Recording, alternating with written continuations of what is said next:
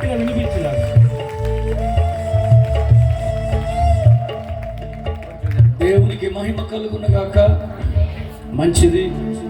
ఈ శ్రేష్ఠ సమయంలో పరిశుద్ధాత్మ దేవుడు క్షేమంగా తీసుకొచ్చి మీ మధ్య నన్ను ఇటు రీతిగా నిలవబెట్టినందుకు ముందుగా నేను దేవునికి వందనస్తుడను. అలాగనే క్రీస్తు యెషుకోల్ ప్రార్థన సహవాసం వారు నిర్వహిస్తున్న ఈ క్రీస్తు రక్షణ సువార్త ఉజ్జీవ మహాసభలలో దేవుని వాక్యాన్ని అందించడానికి నాకు అవకాశం కల్పించిన స్థానిక దైవజనులు పాస్టర్ ఎం కాలేబు గారికి, వారి కుటుంబమునకు ప్రభు పేరిట వందనాలు. ప్రత్యేకంగా వేదికను అలంకరించిన ఆయా ప్రాంతాలలో దేవుని యొక్క శ్రేష్టమైన పరిచర్య జరిగిస్తున్న సేవకులకు నా హృదయపూర్వక వందనాలు తెలియజేస్తూ, ప్రత్యేకంగా ఏదో ఒక స్థలంలో ఏదో ఒక రీతిగా దేవుని యొక్క మాటలు ప్రకటించాలనే సమర్పణతో ఈరోజు ఎక్కడికో వెళ్ళాలి. కానీ ఎక్కడికో వెళ్ళేదేదో ఇక్కడే చెబుదామని ఇంతవరకు శ్రేష్టమైన సత్య సంగతులు మనకు అందించి వెళ్ళిన సమర్పణ రెడ్డి గారికి ప్రభు పేరిట నా హృదయపూర్వక వందనాలు తెలియజేస్తూ, చక్కటి సంగీతాన్ని అందిస్తున్నారండి. మనం ఎలా పాడినా మన దగ్గర స్కేళ్ళు, రబ్బర్లు, షార్ప్నర్లు లేకపోయినా మన స్కేల్లోకి వాళ్ళు వస్తున్నారు. అలాంటి శ్రేష్టమైన సంగీత ఇది ఒక వరం అండి వాళ్ళకి. నేను ఇదేమి తలాంతని అన్ను. చాలామంది తలాంతులు అంటారు, కానీ I don't say that because it's a great gift of God. Amen. అలాంటి ఒక శ్రేష్ఠ సంగీతాన్ని అందిస్తున్న వారికి మనం చప్పట్లు కొట్టి దేవుని మహిమపడతాము. పాట పాడడము, పాటలో ఉన్నటువంటి భావాన్ని పలకడము సులభమే, కానీ ఆ పాటని అనువదించి రక్తిగట్టించేదిగా చేసేది సంగీతం. హల్లెలూయా.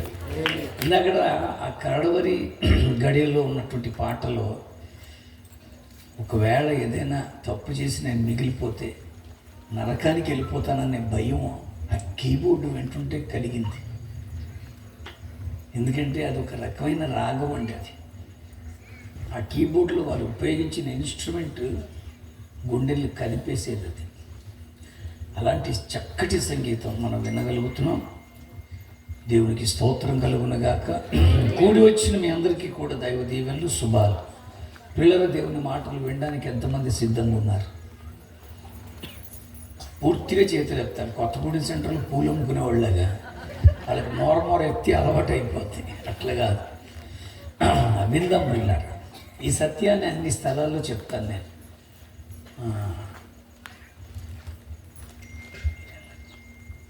మళ్ళీ వచ్చి అందరికంటే ముందు వచ్చేదాళ్ళే, వాళ్ళకి వెళ్ళేదాళ్ళే. కనుక ఈ వర్తమానం సమయమే వాళ్ళకి కాస్త వెసులుబాటు చిక్కే సమయం. కనుక వారు కూడా భోజనం చేసి వస్తారు.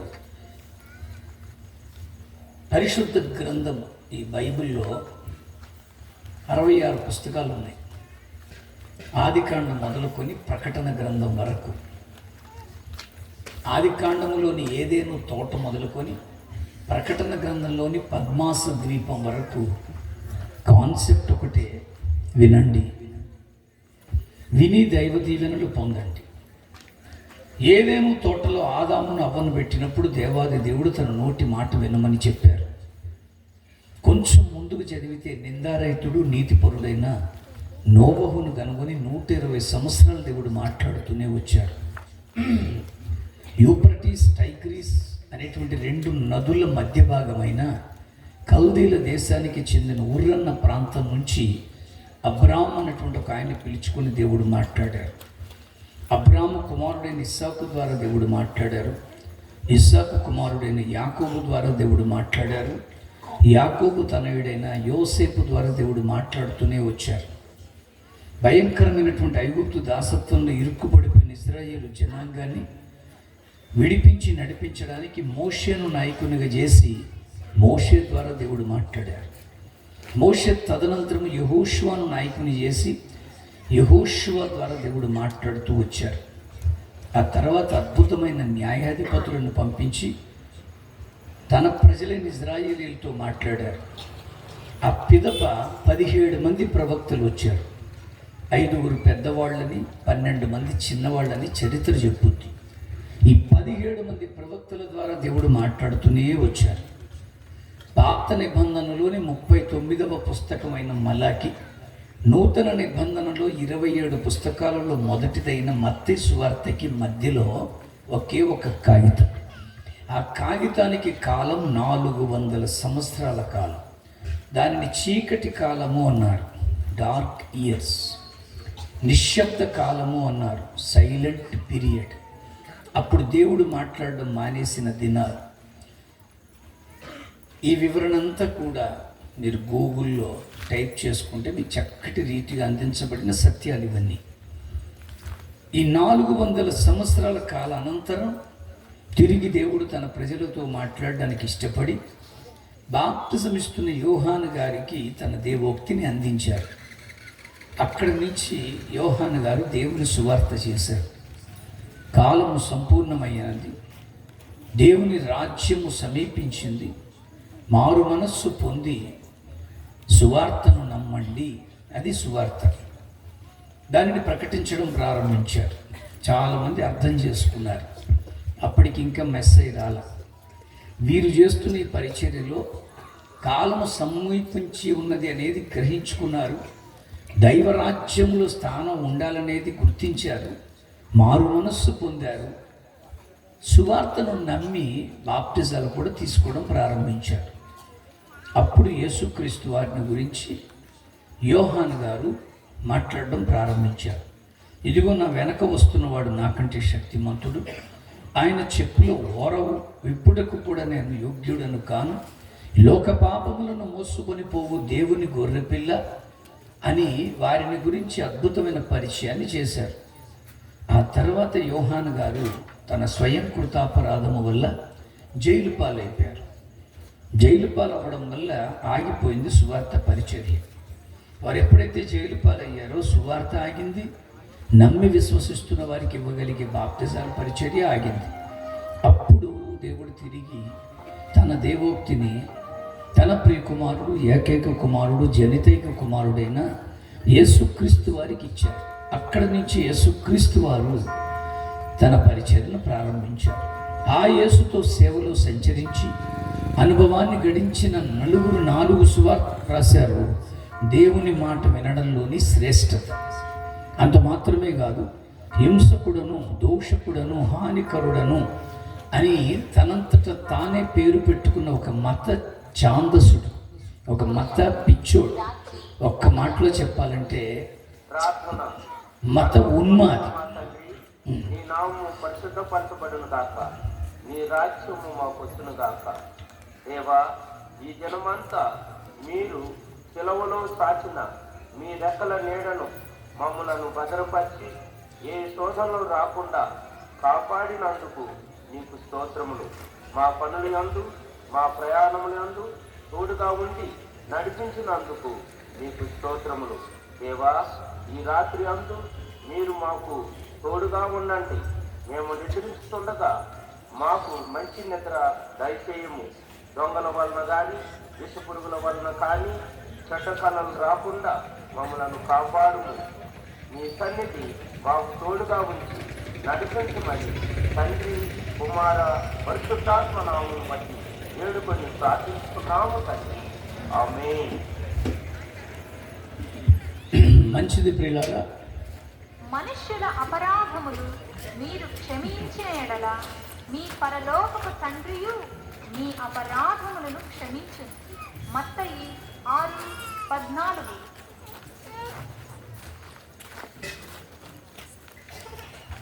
9:40 ఎందుకు వచ్చింది ఏంటండి? అంటే 9కి వస్తుంది, 10కి వస్తుంది. అలా దాన్ని టైమింగ్ సెట్ చేయాలి. ఎందుకంటే పావుగంట ముందే ఉంది అది. అంటే ఇక్కడ కనుక వీళ్ళు ముందే పెట్టుకున్నారు, ఎందుకంటే పావుగంట ముందే పడుకుంటూ పోతారు. దేవుని స్తోత్రం. సరే, మంచిది పిల్లారా. ఆ రీతిగా 4 సువార్తల్లో అందించారు. తర్వాత హింసకుడను, దూషకుడను, హానికరుడనని తనంతట తానే పేరు పెట్టుకున్న ఒక మత పిచ్చివాడు, ఒక మత ఛాందస్సుడు, ఒక మాటలు చెప్పాలంటే మత ఉన్మాదిగా ఉన్నటువంటి ఒక వ్యక్తి దమస్కు మార్గములో తాకీదులు చేతబట్టుకుని క్రైస్తవులను ఓచకోత కొయ్యాలనే ఉద్దేశంతో వెళుతూ ఉండగా గొప్ప వెలుగులో దర్శించి గుర్రం మీద నుంచి పడగొట్టి 3 దినములు అన్నపానములు లేకుండా చేసి అననీయ అన్నటువంటి ఒక భక్తుని ద్వారా బాప్తిస్మం ఇప్పించి భోజనం పెట్టించి కళ్ళకు కట్టిన పొరలను ఓడగొట్టించి సేవకు ప్రతిష్ఠిస్తే క్రొత్త నిబంధనలోని 27 పుస్తకాలలో సగం పుస్తకాలకు పైగా రాసింది ఆయనే. దేవునికి స్తోత్రం కలుగునగా. ఆయనే అపోస్తులుడైన పౌలు 14 పుస్తకాలు రాశారు. అందులో సంఘ పత్రికలు కొన్ని ఉంటే వ్యక్తిగతంగా తిమోతికి, తీతుకి, పిలోమోనికి కూడా రాశారు. మీరు నిశ్చితంగా చదివితే దేవుని మాట వినడంలోని శ్రేష్టతే కనిపిస్తుంది. యాకోబు రాసిన పత్రికలు, పేతురు రాసిన 2 పత్రికల్లో, యోహాను రాసిన 3 పత్రికలలో చిన్న పత్రిక అయిన యూదా చివరి గ్రంథమైన ప్రకటన గ్రంథం అంటుంది, ఆత్మ సంగములతో చెప్పుచున్న మాట చెవిగలవాడు వినుగాక. ఎక్కడ ఆదికాండం, ఎక్కడ ప్రకటన గ్రంథం, ఎక్కడ ఏదేను తోట, ఎక్కడ పద్మాస ద్వీపం. కాన్సెప్ట్ ఒకటే, వినండి. మీరు వింటూ ఉండగా దేవుడు కార్యాలు చేయడానికి రెడీ అయిపోవాలి. When you start listening, God would like to perform miracles in your life. అందుకనే వినడానికి చాలా విలువిస్తుందండి ఈ బైబిల్. ఇది అన్యభక్తి విధానం కాదు. ఇది అందులో విన్నా వినకపోయినా, చేసినా చెయ్యకపోయినా, చెందినా చెందకపోయినా, ఇచ్చినా ఇవ్వకపోయినా అవన్నిటిని వాళ్ళు ఎలాగో అలాగ సరిపెట్టుకోగలరు. ఇందులో కుదరదు. ఎందుకంటే ఇది అనుసరణ భక్తి విధానం కాదు, ఇది అనుకరణ భక్తి కాదు, ఇది పూర్తిగా అనుభవంతో ఉన్న భక్తి. అందుకని ఈ రాత్రి నీకు అనుభవం ఉండాలి దేవుడితో. నువ్వు చేసే భక్తిలో నీకు దేవునితో అనుబంధం లేకుండా భూ సంబంధమైనటువంటి విధానంలో భక్తి చేస్తే దానివల్ల ఉపయోగం ఏముండదు. ఎందుకంటే భక్తి యొక్క సాదృశ్యం, భక్తి యొక్క పరమార్థం, భక్తి యొక్క చివరి స్థితి మనం చేరాలంటే అది తెలుసుకొని చేయాలి. అందుకని అంటున్నాను నేను, ఈరోజు నువ్వు వింటున్నావా? నీ దృష్టిని మెల్లగా అపవాది మార్చాడు. ఇప్పుడు మన దృష్టి, ముఖ్యంగా ఈ క్రైస్తవుల దృష్టి ఎంత అన్యాయంగా మారిపోయిందంటే, వాళ్ళ దృష్టి ఇప్పుడు దేవుడి వాక్యానికి కాదు. బైబిల్లో ఏం చదవద్దు వినండి. అపోస్తుల కార్యము చదవద్దని అనక్క, బొర్ర పైకెట్టు. అపోస్తుల కార్యము 16వ అధ్యాయం 14వ వచనంలో ఒక స్త్రీ వింటుందంట. మంచోళ్ళైతే నా ముఖం చూడండి, బైబిల్ ముయ్యండి. మీరు ఇలా మారగలిగితే ఆయన రాడు, మీరు మారరు. బైబిల్లో సంగతులే చెప్తున్నాను. లేకపోతే కాళీబాబు గారు సింపుల్గా నీ కోసం ఫ్రూట్స్ ఉన్నాయి పట్టుపోని పంపిస్తారు. వినండి జాగ్రత్త, ఎక్కువ శాతం వినండి. ఈ బైబిల్ రెఫరెన్సులు ఇవి చూసుకోవడంలోనే టైం అయిపోతుంది, నోట్లు వెళ్ళి. నేను మళ్ళీ చెప్తున్నాను, అపోస్తుల కార్యం 16-14లో ఒక స్త్రీ వింటుందంట. ఆవిడ పేరు చెప్పబడింది. ఆవిడ పేరు లూదియా. అప్పుడు లూదియా అని ఒక దైవభక్తి కలిగిన స్త్రీ వినుచుండెను. దైవభక్తి నాకు ఉంది అని చెప్పుకోకండి. దైవభక్తి నీకు ఉంటే వినే బుద్ధి కూడా ఉండాలి. ఎంతమందికి వినే బుద్ధి ఉంది? నేను కారు దిగిన దగ్గర నుంచి సమర్పణ గారు వెళ్ళేంతవరకు ఆయన ఏం చెప్పారో అన్నీ వింటూనే ఉన్నాను. నాతో వీళ్ళు మాట్లాడుతున్నా నేను వింటూనే ఉన్నాను. ఎందుకంటే ఆ వినగలిగే బుద్ధి భక్తి కలిగిన వారికి దేవుడు ఇస్తాడు. నువ్వు ఈ రాత్రి ఆలోచించి, ఆర్ యూ లిజనింగ్? ఆవిడికి మంచి దైవభక్తి ఉంది, వినబుద్ధి కూడా ఉంది. అందుకని అప్పుడు లూదియా అని ఒక దైవభక్తి కలిగిన స్త్రీ వినుచుండెను. ఆమె ఊదారంగు పొడి అమ్ము తుయతైరా పట్టణస్తురాలు. ఆవిడ ఊదారంగా అమ్ముకుంటుందండి. ఆ భోజనాల కార్యక్రమాన్ని ముగించమన్నారు ఇందాక అధ్యక్షులు వారు ఎవరో. అక్కడ చాలా మాట్లాడేసుకుంటున్నారు. నేను కొంచెం కనపడడానికి ఇలా కనపడతాను, కానీ కొంచెం చాదస్తంగా ఉంటాను. ఎందుకంటే దేవుడి వాక్యానికి మించింది ఇంకోటి లేదండి. దానికి ఎటువంటి అంతరాయం కలిగినా నేను తట్టుకోలేదు. ఇది ఆషామాషి భక్తి కాదు, ఇది అల్లాటప్ప భక్తి విధానం కాదు. అందుకనే స్పష్టంగా మాట్లాడుతున్నాను, చాలా జాగ్రత్తగా వినాలి.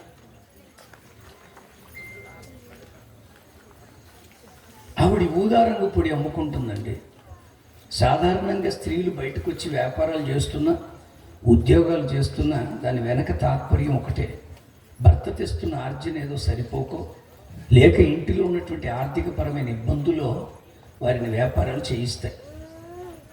కనుక అలాగా ఆమె కూడా వ్యాపారం చేసుకుంటుంది.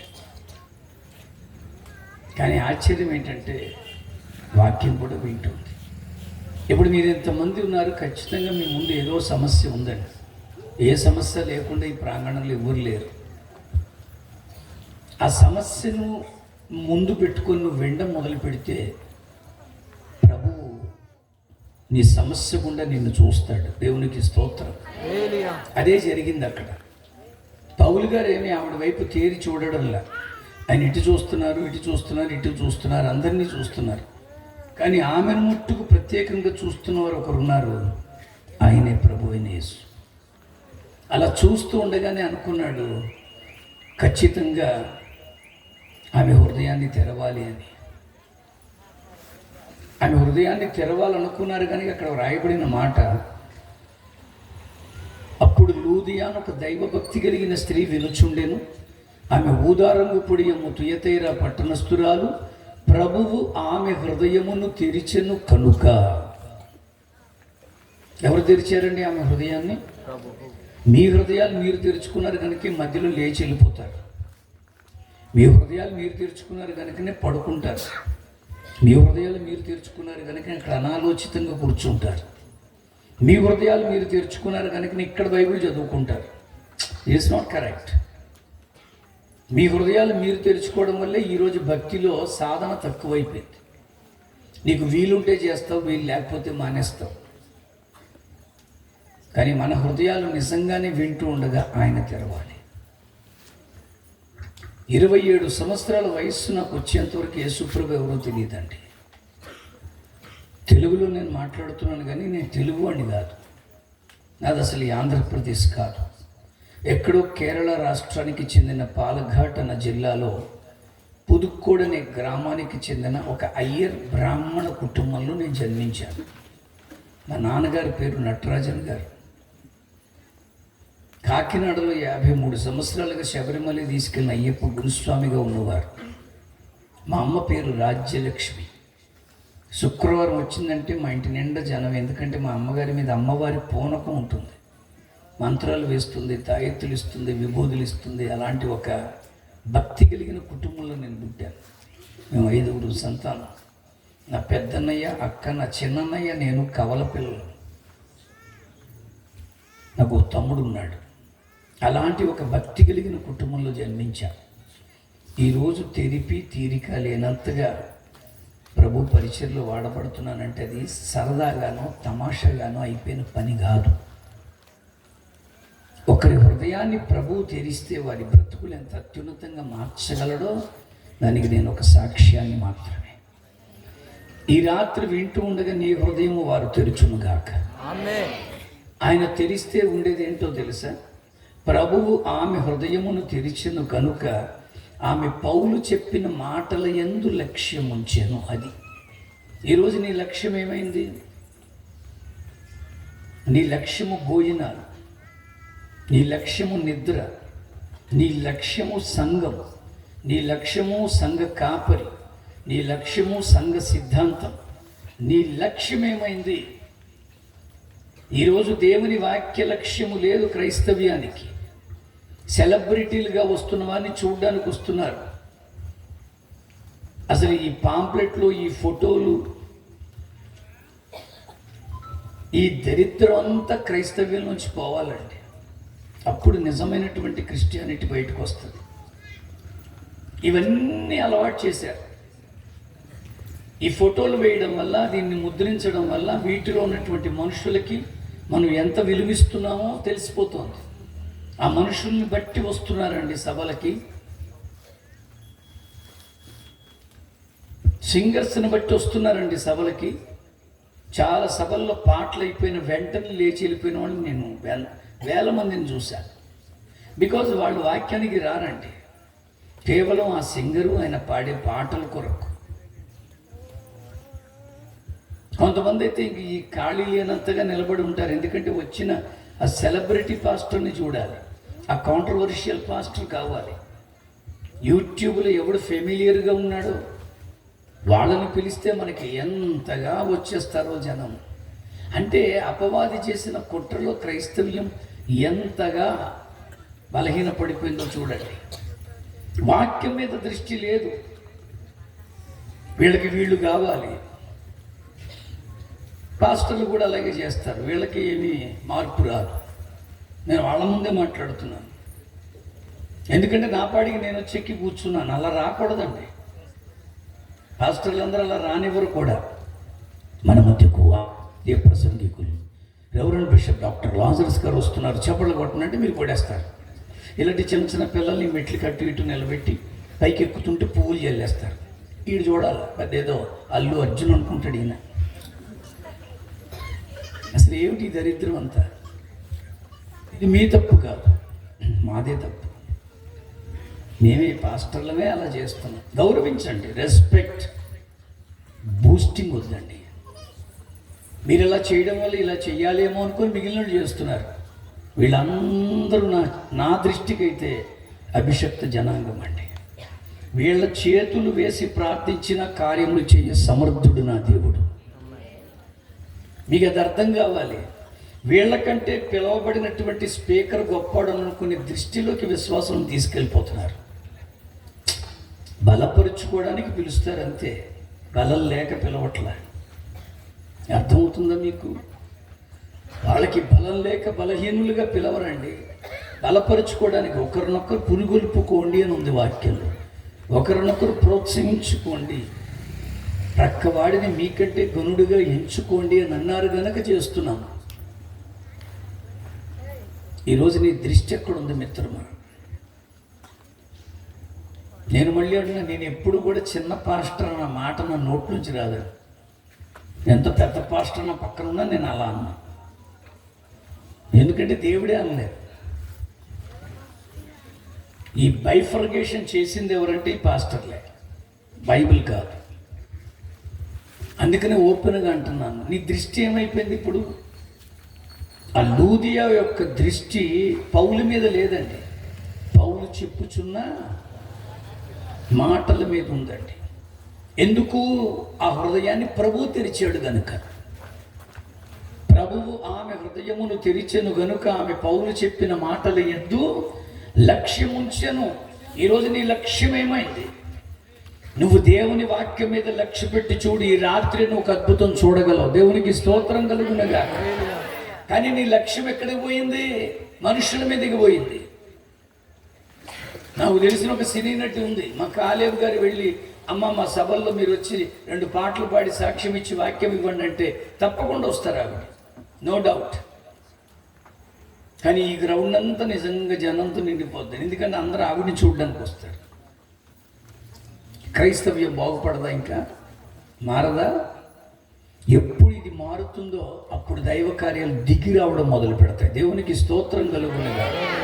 మన దృష్టి ఆయన మీదకి లేదు కనుక నన్ను బాధపడుతున్నారు. ఎక్కడికి వెళ్ళొద్దు. ఎవరైనా లేచిపోయారు అనుకోండి, నేను దిగిపోతాను.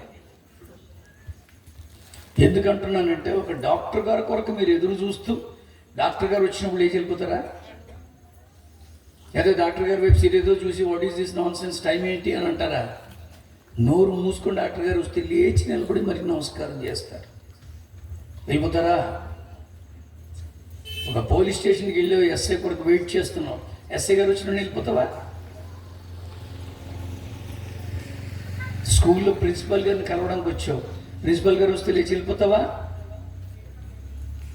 వెటకారం, చీప్ అండి. సేవకుడు మాట్లాడడం మొదలెడితే లేచి వెళ్ళిపోవడం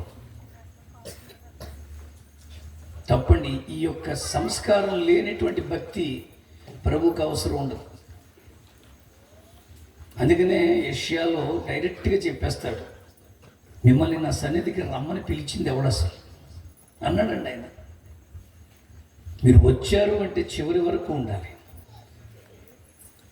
దేవుని వాక్య ధ్యానంలో మీరు ఉండాలి, నేర్చుకునే అనుభవంలోకి రావాలి. ప్రయాసపడి భారము మోయిచున్నా మీరు చెప్పండి,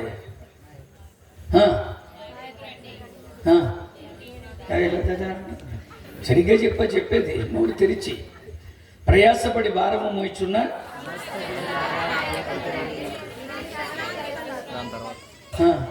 అయిపోయిందా బైబిల్?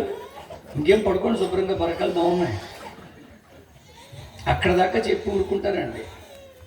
ఇది మీరే కాదు, 2.5 నెలలు ఉన్నాను అమెరికాలో. 7 రాష్ట్రాల్లో ఎన్నో తెలుగు సంఘాలకు వెళ్ళా. అందరూ ఇక్కడ దాకా చెప్పి ఊరుకుంటారు. పోయిన నెలలో కువైట్ వెళ్ళాను, తెలుగు సంఘాలు ఒక 8-9 తిరిగాను. అందరు ఇక్కడ దాకా చెప్పి ఊరుకుంటారు. ఇంకా మిగిలిన ప్రాంతాలు చాలాసార్లు వెళ్ళాను, దుబాయ్, అబుదాబి, మస్కట్, ఇవంతా అక్కడ దాకే చెప్పి ఊరుకుంటారు. ఎందుకంటే అక్కడ దాకే వాళ్ళు చదువుతారు, అక్కడ దాకే చెప్తారు. ప్రయాసపడి భారం వస్తున్న సమస్తమైన వారులారా నా యుద్ధ నేను మీకు విశ్రాంతి ఇస్తానని ఆగిపోలేదు యేసయ్య. తర్వాత మాట కూడా మీకు అందరికీ తెలియాలి. నాతో కలిసి చెప్పండి, నేను సాత్వికుడను, దీన మనస్సు గలవాడును కనుక మీ మీద నా కాడి ఎత్తుకొని నా యుద్ధ నేర్చుకొనుడి, అప్పుడు మీ ప్రాణములకు విశ్రాంతి దొరుకును. ఎప్పుడు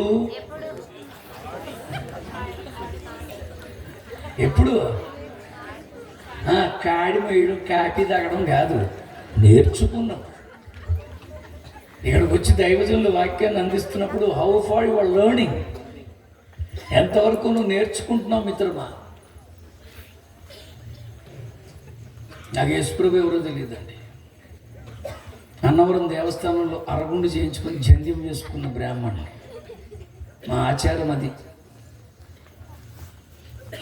ఓం భూర్భువస్సుః తత్సవితుర్వరేణ్యం భర్గో దేవస్య ధీమహి ధియో యో న ప్రచోదయాత్. ఇది గాయత్రి మంత్రం.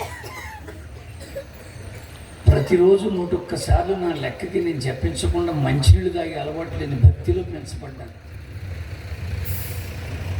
అందుకని అంటున్నాను, నేను ఏ దైవజనులు మాట్లాడుతున్నా విని నేర్చుకున్నాను కనుకే మాట్లాడగలుగుతున్నాను. నువ్వు దైవజనులకు పేర్లు పెడతావు, ఆయన బాగా చెప్పాడే, ఈయన బాగా చెప్పాడు బాబు, ఈడిటి అని చెప్పి తినేస్తున్నాడు.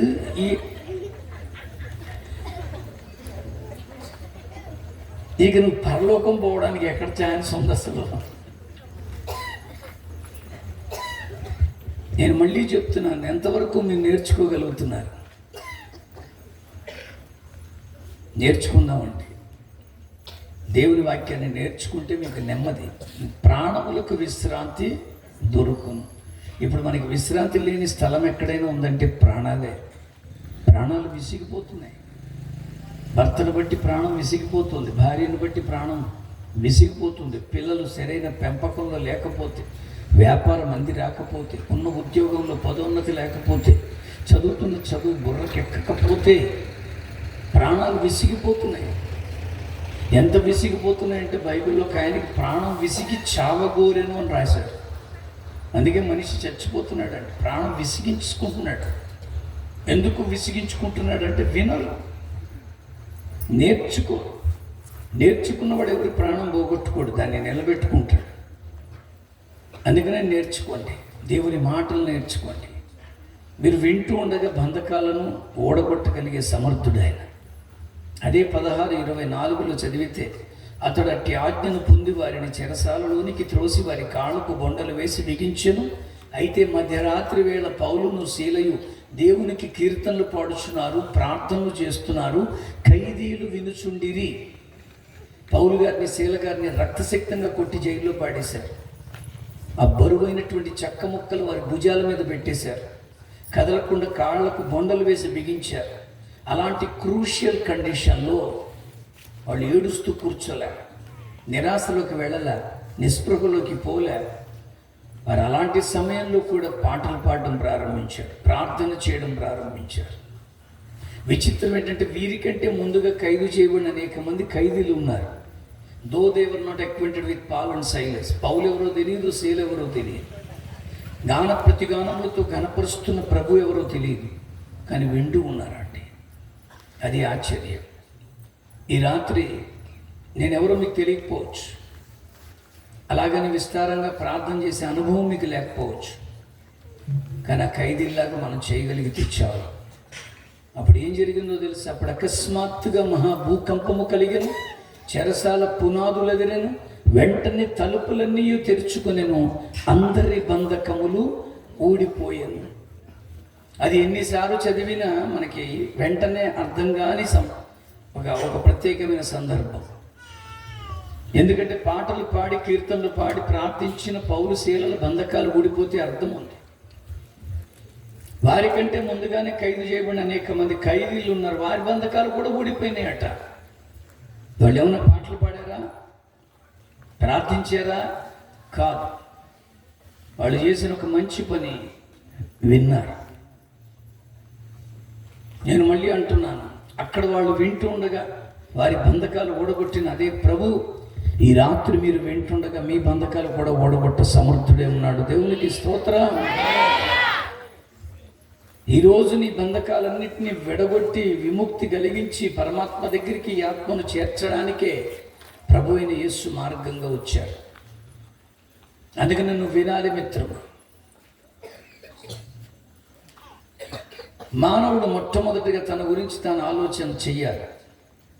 దేవుడు ఎందుకు ఈ బ్రతుకునిచ్చాడు? Why God has given this existence on earth. ఈ భూమి మీద ఈ మానవ బ్రతుకు చాలా విలువలతో కూడుకున్నది. సైన్స్ ప్రకారంగా, జెనెటికల్గా, గైనికల్గా పురుషుని యొక్క వీర్యంలో లక్షల శుక్రకణాలు ఉంటాయి.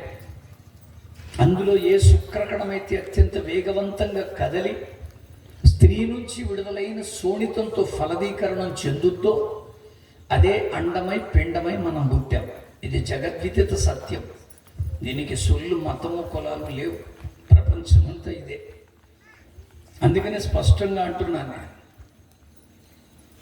ఆ లక్షల శుక్రకణాలలో అత్యంత వేగవంతంగా కదిలి ఫలదీకరణం చెందింది నువ్వు, నేనే. ఒకవేళ మనము కదలడానికి మన ప్రక్కనున్న శుక్రకణం మనకంటే వేగంగా కదిలుంటే ఖచ్చితంగా మీరు ఉండరు, నేను ఉండను. అందుకనే 12 గోత్రాలను ఏకఛత్రాధిపత్యంలో పరిపాలించిన మహారాజైన దావీదు ఒక సందర్భంలో అన్నారు, నీవు నన్ను కలుగజేసిన విధమును చూడగా నాకు భయమును ఆశ్చర్యమును కలుగుచున్నవి. Every birth on earth is very special. ప్రతి ఒక్క బ్రతుకు కూడా ఒక అత్యున్నతమైనటువంటి దేవుని యొక్క ప్రణాళిక. అది మానవుడు అర్థం చేసుకోవాలి. మొట్టమొదటిగా నీ బ్రతుకు విలువలతో కూడుకుందని తెలుసుకో మిత్రమా. రెండవదిగా దైవ సంకల్పాన్ని అర్థం చేసుకోవాలి. పౌలు భక్తుడు తిమోతికి 2 ఉత్తరాలు రాస్తారు. అందులో వారు రాసిన మొదటి ఉత్తరంలో 2వ అధ్యాయంలో 4వ వచనంలో అన్నారు, ఆయన అనగా దేవుడు, ఆయన మనుష్యులందరూ రక్షణ పొంది సత్యమును గూర్చిన అనుభవ జ్ఞానము కలిగి ఉండవలనని ఇచ్చయించుచున్నాడు. ప్రతి ఒక్కరి ఆత్మ కూడా రక్షింపబడాలి. ప్రతి ఒక్కరూ కూడా భక్తిలో అనుభవాన్ని తెచ్చుకోవాలి. అందుకనే ఈ రాత్రి నేను అంటున్నాను, ఈ సభకు మనం పెట్టుకున్నటువంటి టైటిల్లో క్రీస్తు రక్షణ సువార్త ఉజ్జీవ మహాసభ. దేనికి రక్షణ? ఇదిగో నా షూ కింద విదిలిపెట్టి వచ్చాను పైకి. తిరిగి వెళ్ళేటప్పుడు దాన్ని వేసుకొని వెళతాను. వాటికి పెట్టబడిన పేరు ఏమిటంటే పాదరక్షలు అన్నారు. అలాగే ఒక షామియానా వేసి కూర్చున్న మంచది పడిపోకుండా అదొక రక్షణ. చలి వేస్తుందని స్వెటర్లు కప్పుకుంటాం, మంకి క్యాపులు పెట్టుకుంటాం, అదొక రక్షణ. ఎండలోనో వర్షంలోనో బయటికి వెళ్తే గొడిగేసుకెళ్తాం, అదొక రక్షణ. దుమ్ము ధూళి దుమారాలు పడకుండా ఇళ్ళు కట్టుకుంటాం, అదొక రక్షణ. సో మానవుడు ప్రతి విషయంలో రక్షణ చూసుకుంటున్నాడు. కానీ ఇక్కడ భగవత్ సంకల్పోని రక్షణ ఏంటి? అందుకని అంటున్నాను, ఇప్పుడు నేను పెట్టుకున్న వాచ్ నాది, ఈ ఉంగరం నాది, అక్కడ పార్క్ చేసి పెట్టుకున్న కారు నాది. అలా నాదని చెప్పుకోవడానికి చాలా ఉన్నాయి. మీ దగ్గర కూడా మీది అని చెప్పుకోవడానికి చాలా ఉన్నాయి. కానీ మీలో ఒకటి ఉంది, నాలో ఒకటి ఉంది. 100% అది మీది కాదు, నాది కాదు. అదే ఆత్మ. ఈరోజు భగవత్ సంకల్పం ఏమిటంటే ఆ ఆత్మ రక్షణ పొందాలి. ఈ సభల యొక్క ఆంతర్యము కూడా అదే. ఆ ఆత్మకు రక్షణ రావాలి. ఈరోజు నీ ఆత్మ సంగతి ఏంటి మిత్రమా? ఈ ఆత్మకు పట్టిన పాప చీడ పోవాలంటే నువ్వు భక్తి మార్గంలోకే రావాలి. ఆత్మశుద్ధి లేని ఆచారమది ఏల బాండ శుద్ధి లేని పాకమదేలా, చిత్తశుద్ధి లేని భక్తి పూజలేలా. అభిరాముడు వేమనకి మంచి మిత్రుడు, వారికి ఒక శతకాన్ని రాయించారు. ఈరోజు నేను అంటున్నాను, ఆత్మశుద్ధి లేకుండా నువ్వు భక్తి చేస్తున్నానని ఊరికే కబుర్లు మాటలు చెప్పొద్దు. నీ ఆత్మశుద్ధి అయ్యిందా? ఆత్మశుద్ధి కలిగితే అందరినీ సంస్కరిస్తావు. ఆత్మశుద్ధి ఉంటే అందరినీ గౌరవిస్తావు. ఎందుకంటున్నానంటే భగవంతుడిది ఈ ఆత్మ. మన యొక్క చిన్న ఈ జీవన విధానం అయిపోయిన తర్వాత పరలోకానికి చేర్చబడేది కేవలం ఆత్మే. ఇంకా విచారం చెప్పనా, ఇందక్కడ వర్తమాన ప్రకారంగా నరకానికి వెళ్ళేది కూడా ఈ ఆత్మే. నువ్వు ఏం చేసుకుంటావు అనేది ఇప్పుడు నీ చేతికి అప్పగిస్తున్నావు. ఆ పరమాత్మ దగ్గరికి చేర్చబడ్డానికి నీ ఆత్మను సిద్ధం చేసుకోగలవా మిత్రమా? ఆత్మకు పట్టిన పాప చీడ నుంచి తప్పించబడి పవిత్రాత్మగా మార్చబడి ఆ దేవాది దేవుని సన్నిధికి వెళ్ళడానికి నిన్ను నువ్వు సిద్ధపరచుకోవడమే భక్తి. అందుకని అంటున్నాను నేను, ఈరోజు ఈ ఆత్మకు పట్టిన పాప చీడ తొలగించుకోవడానికి మానవుడు భక్తిని ఆశ్రయించాడు. ఈరోజు ఈ భక్తి ఎక్కడికి తీసుకెళ్ళాలంటే మనల్ని ముక్తి దగ్గరికి తీసుకురావాలి. ఈ ముక్తి ఎక్కడికి తీసుకెళ్ళాలంటే మోక్షానికి చేర్చాలి. ఈ మోక్షమే పరంధామం. ఈ మోక్ష పదమే దేవుడు ఉండే స్థలం. ఆ తండ్రి స్థానమే పరలోకం, స్వర్గం, వైకుంఠం, కైలాసం, ఏ పేరైనా పెట్టు. ఇక్కడికి వెళ్ళాలి ఆత్మ. ఇక్కడికి వెళ్ళాలంటే ముందు నువ్వు ముక్తిని పొందాలి. ఈ ముక్తి సాధించాలంటే భక్తి మార్గంలోకి రావాలి. అందుకనే బెల్దదు, జోఫర్, ఎలీఫజ్ అనే స్నేహితులు యోబు గారిని పరామర్శించడానికి వచ్చి అంటారు, యోబు, నీ భక్తి నీకు ధైర్యమును పుట్టించదా? ఈరోజు నువ్వు చేస్తున్న భక్తి ఎందుకు చేస్తున్నావు నీకు అర్థం అవ్వాలి. నేను మళ్ళీ అంటున్నానంటే, నేను ఒక విచిత్రం ఏమిటంటే, పుణ్యం వస్తుంది పాపం పోతుందని కుంభమేళాలో అందరూ మునుగుతున్నారు. వాళ్ళు అక్కడ మునిగితే పుణ్యం వస్తుంది అని ఈ పాస్టర్లు తీసుకెళ్ళి ముంచుతున్నారు. వాళ్ళు మునగడమే, వీళ్ళు మునగడమే. తేడా ఒకటే, అక్కడ మునిగితే పుణ్యం వస్తుంది, ఇక్కడ మునిగితే పాపం పోతుంది. దేవునికి స్తోత్రం కలుగుతుంది. అంత తేడా ఉంది. ఈరోజు వాళ్ళు మునిగితే అది పుణ్యకార్యం, మనం మునిగితే మత మార్పిడి. ఎవరు చెప్పారు ఈ మత మార్పిడి అనే మాట? 66 పుస్తకాలు ఉన్నాయి ఈ బైబిల్లో, ఎక్కడ చూపించలేరే. భారతీయ ప్రామాణిక గ్రంథాలైనటువంటి వేదాలు, ఋగ్వేదం, యజుర్వేదం, సామవేదం, అధర్వణ వేదం, వేదాల్లోంచి వచ్చిన ఉపనిషత్తులు, బ్రాహ్మణాలు, పురాణాలు, ఇతిహాసాలు, సంస్కృతులు, ద్వైతం, అద్వైతం, విశిష్టాద్వైతం, మించి ఉత్కృష్ట గ్రంథాలుగా భావించబడుతున్న రామాయణం, మహాభారతం, భాగవతం, భగవద్గీత, ఇంత వాంగ్మయంలో మత మార్పిడి అనే మాట ఉందా? ఇది మానవ కల్పిత పద ప్రయోగం. అందుకనే భక్తి అంత వైషమ్యాలతో, విద్వేషాలతో కూడుకున్నది అయిపోయింది. అసలు నిజంగానే భక్తి చేస్తున్న వారు ముక్తిని సాధించగలుగుతున్నారా? ముక్తి అంటే విడుదల, ముక్తి అంటే విమోచన, విముక్తి అన్నారు. అందుకే ఈరోజు మీరు ఆ విముక్తిని పొందకపోతే మోక్షం పక్కన పెట్టండి, అసలు మీ భక్తి నిర్వీర్యం. బయట ఉన్నటువంటి శత్రువుల్ని మనం ఎలాగైనా తప్పించుకోవచ్చండి, కానీ అంతర్గతంగా వస్తున్న శత్రువుల్ని తట్టుకొని తప్పించుకోవడమే ముక్తి. ఏమిటండి అంతర్గత శత్రువులు అంటే? వీటిని అరిషడ్ వర్గాలు అన్నారు. షట్ అంటే 6. ఈ 6 దాటలేనటువంటి పాస్టర్ అయినా, స్వామీజీ అయినా, పీఠాధిపతి అయినా, పూజారైనా, విశ్వాసైనా, భక్తుడైనా చేస్తున్న భక్తి అంతా శుద్ధ శూన్యం. నువ్వు ఈ 6 దాటగలిగేవా? ఏమిటండి 6? కామము, క్రోధము, లోభము, మోహము, మదము, మత్సరం. ఈ 6 నువ్వు దాటగలిగితేనే భక్తిలో పరిపూర్ణత, పరిణితి చెందిన వాడవు అవుతావు. అప్పుడే మోక్షానికి నీకు మార్గం సరళం చేయబడుతుంది. నువ్వు ఊరికే ఈ భక్తిలో ఈ సాధన లేకుండా, ఈ ముక్తి సాధన లేకుండా మోక్షానికి వెళ్ళిపోతాను అనుకోవడం అమాయకత్వం. ఈరోజు ఈ కామము అంటే సెక్స్ అని అర్థం కాదు, కోరికలు, ఇష్టాలు. ఈ భూమి మీద అన్నీ టెంపరరీ. వీటిని మనం ఆశీర్వాదాలుగా మాట్లాడుకోవడం అమాయకత్వం. నేను కారు కొనుక్కున్న కొత్తలో ఒక ఆయన అన్నాడు, లాజరస్ గారు దేవుడు మిమ్మల్ని ఆశీర్వదించాడు అన్నారు. అట్ట చెప్పగలరు ఏమిటన్నాను. దేవుడు కారు ఇచ్చాడుగా అన్నాడు. ఆయన దృష్టికి కారు ఆశీర్వాదం. నేను వెంటనే అన్నాను, నిజంగా అది ఆశీర్వాదం అయితే నేను రాత్రి మీటింగ్ నుంచి వస్తుంటే ఆశీర్వాదానికి ప్యాచీ పడిపోయింది. ఆశీర్వాదాలకి ప్యాచీలు బోర్లు ఉండవు. అది అవసరం నాకు. కాకినాడ నుంచి ఇప్పుడు ఇక్కడికి వచ్చా. ఇక్కడ సభ అయిన తర్వాత విజయవాడ వెళ్తా, అక్కడి నుంచి గుంటూరు వెళ్తా. అవన్నీ తిరగడానికి నాకు అది ఉపయోగపడే వస్తువుగా దేవుడు ఇచ్చాడు. ఒక ఇల్లు ఉన్నా, చర్చ్ ఉన్నా, ఆరాధన చేసుకోవడానికి చర్చ్, ఉండడానికి ఇల్లు, ఇవన్నీ మాకు 3 ఇల్లు ఇచ్చాడు దేవుడు. 3 ఆశీర్వాదాలు. అవును, మనం ఎలాంటి వాళ్ళు అంటే చీరలు ఇచ్చిన ఆశీర్వాదమే. తెల్ల చీరలు కట్టుకొచ్చారు అక్కలు కొంతమంది, అది ఆశీర్వాదం. ఎందుకంటే మాకు వాళ్ళ ఆరాధనకి తెల్ల చీర. ఇవన్నీ భూ సంబంధమైనవండి. మరి ఆశీర్వాదాలు పర సంబంధమైనవి. ఇవన్నీ దీవెనలు అంటాను నేను, వాటిని ఆశీర్వాదాలు అంటాను. అందుకని నువ్వు అక్కడికి చేర్చబడ్డం గొప్ప ఆశీర్వాదం. అది దానికి తగినట్టు ముక్తి సాధనలో నువ్వు జయం పొందడం ఆశీర్వాదం.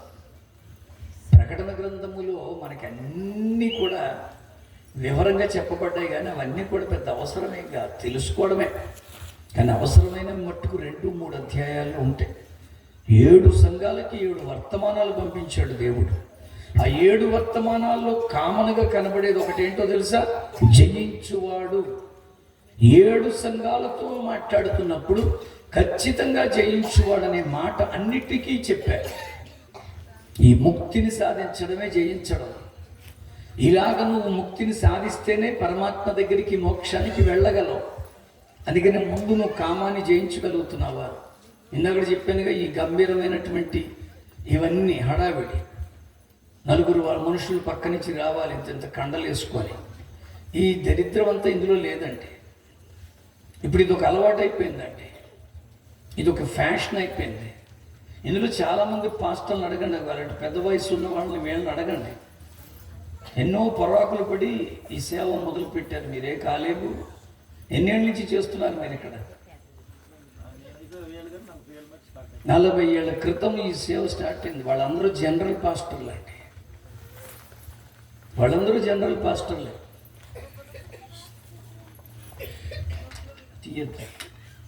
మేము మినరల్ పాస్టర్లు, అది చెప్పడానికి. నేను అడుగుతున్నాను ఇక్కడ పాస్టర్ని, ఈ నీళ్లు తాగే సేవ ప్రారంభించారా? లేదండి. బోధిలో నీళ్లు తాగారండి, కుళాయిల్లో నీళ్లు తాగారు, బావుల్లో నీళ్లు తాగారు. ఇప్పుడు మాకంటే ముందు ఈ దరిద్రం ఎక్కాలి. అవునా కదా? కాలేదు అంటే చూడండి, సేవలో ఉన్నటువంటి ఆ స్థితి ఎంత తగ్గిపోయిందో చెప్తున్నాను. జనాలు బ్రహ్మాండంగా వస్తున్నారని కాదండి, దేవునిలో నువ్వు బ్రహ్మాండంగా ఉన్నావా? మళ్ళీ నేను ఓపెన్గానే మాట్లాడుతున్నాను. ఇప్పుడు ఈ నీళ్లు తాగకుండా సేవ చేయగలిగే వాళ్ళు లేరండి. దేవుడు అన్నీ ఇస్తున్నాడండి. ఎందుకు ఇస్తున్నాడంటే నా సేవ ఇంకా మీరు బాగా చేస్తారని, బలంగా చేస్తారని ఇస్తుంటే నీకు కామం పెరిగిపోతుంది, కోరికలు పెరిగిపోతున్నాయి, ఇష్టాలు పెరిగిపోతున్నాయి. రెండవది క్రోధము. అసలు కోపం ఏమిటండి భక్తిలో? అసలు భక్తికి కోపానికి సంబంధం ఉండకూడదు. కానీ ఇప్పుడు భయంకరంగా రాజ్యం ఏలేస్తుంది ఆ క్రోధం. నా చిన్నప్పుడు అందాలు రావడం సినిమా వచ్చిందండి. అందులో ఏం జరిగిందో తెలియదు, కానీ రాజమండ్రి నుంచి భద్రాచలం వరకు పంటి మీదే తీసేశారు ఆ సినిమా. ఏం జరుగుతుందో తెలియదు, కానీ రాత్రి సమయంలో హీరోకి ఒక గాయం అవుతుంది, దానికి ఒక గాజుగొడ్డు కట్టుకొని ఆయన పాట పాడుకుంటూ ఉంటాడు. అందరూ పడుకుంటూ పోతారు, ఈయనే పాడుకుంటూ ఉంటాడు.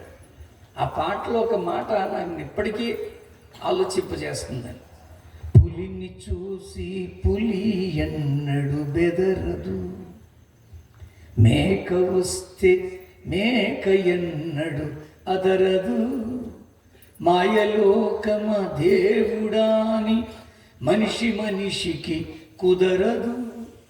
ఎందుకో తెలుసా?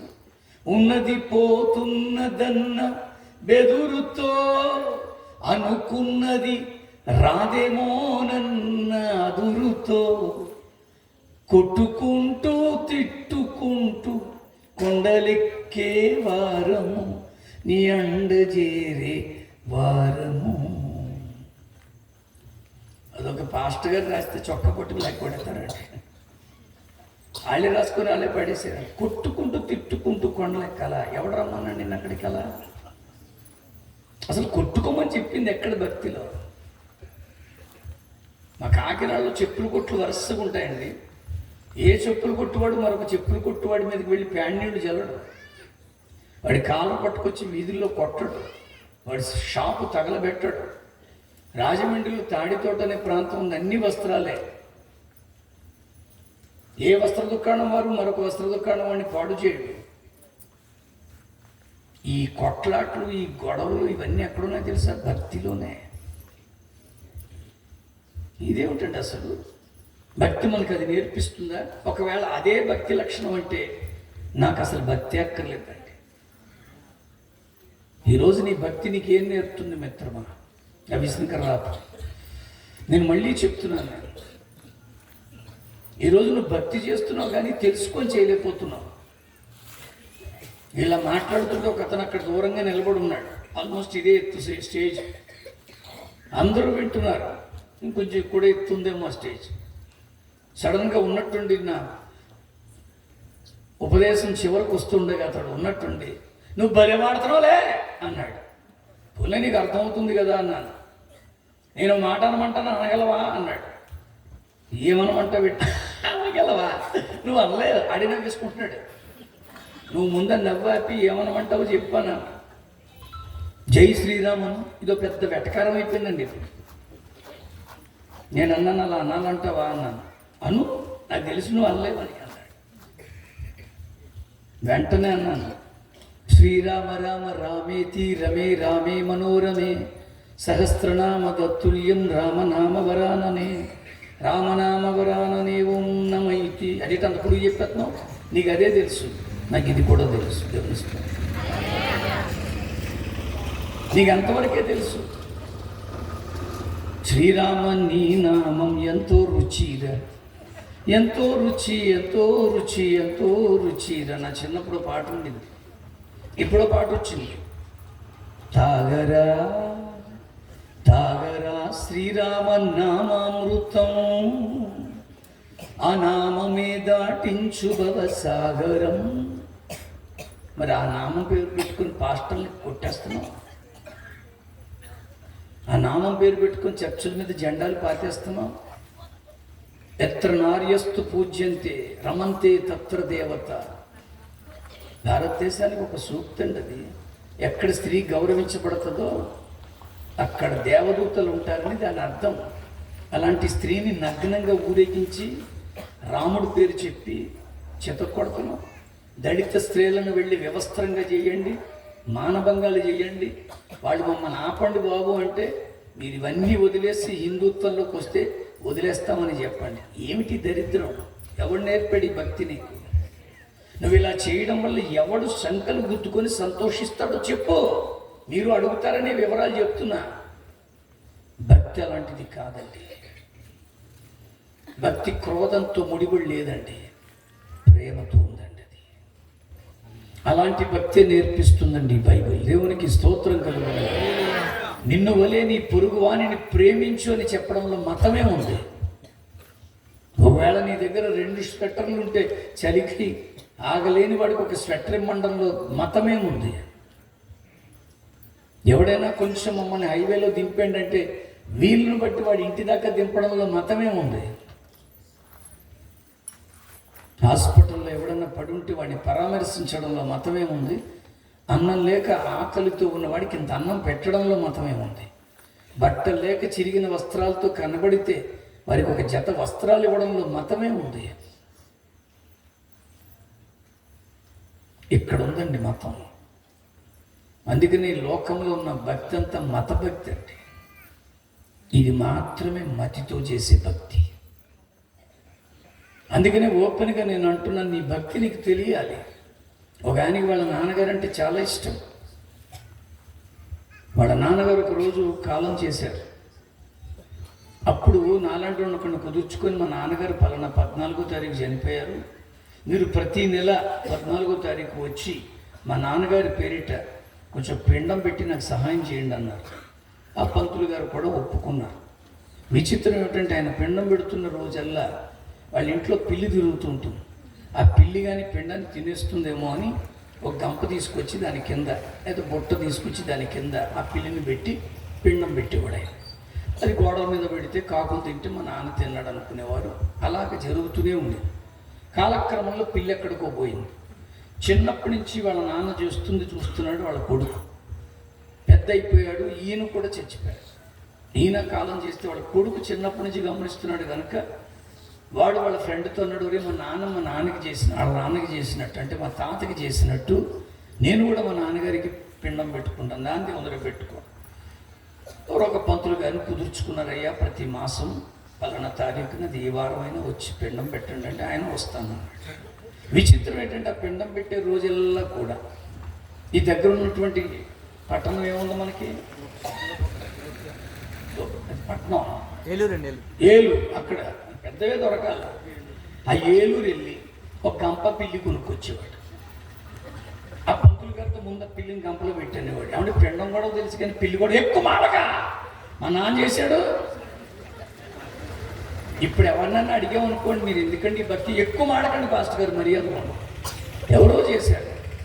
భక్తి అంటే అది కాదండి. భక్తి అంటే ఒక అనుకరణ కాదు, భక్తి అంటే ఒక అనుసరణ కాదు, అనుభవంతో చేయగలిగేది భక్తి. ఈ రాత్రి నువ్వు ఎందుకు చేస్తున్నావు నీకు అర్థం కావాలి. ఇంకా అర్థం కాని క్రైస్తవులు చాలామంది ఉన్నారు, అందుకే కొట్టుకు చూస్తున్నారు. ఈ క్రోధమంతా కూడా కనపడుతుందండి. నువ్వు ఇంకా కొట్టుకుంటున్నావంటే నువ్వు పెర్ఫెక్ట్ కాదు మిత్రమా.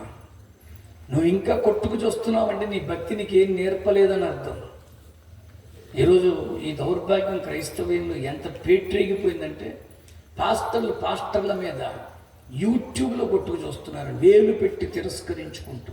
ఎంత దరిద్రం. అందుకనే క్రైస్తవ్యానికి ఇంత అవమానం, క్రైస్తవ్యం ఇంత దరిద్రంగా మారడానికి కారణం. నేను మళ్ళీ అంటున్నాను, ఎక్కడిది క్రోధం? ఈరోజు కొట్టుకు చూస్తున్న విద్వేషాలు, వైషమ్యాలు, ఇవన్నిటికీ కారణము నువ్వు ముక్తి సాధించలేకపోతున్నావు మిత్రమా.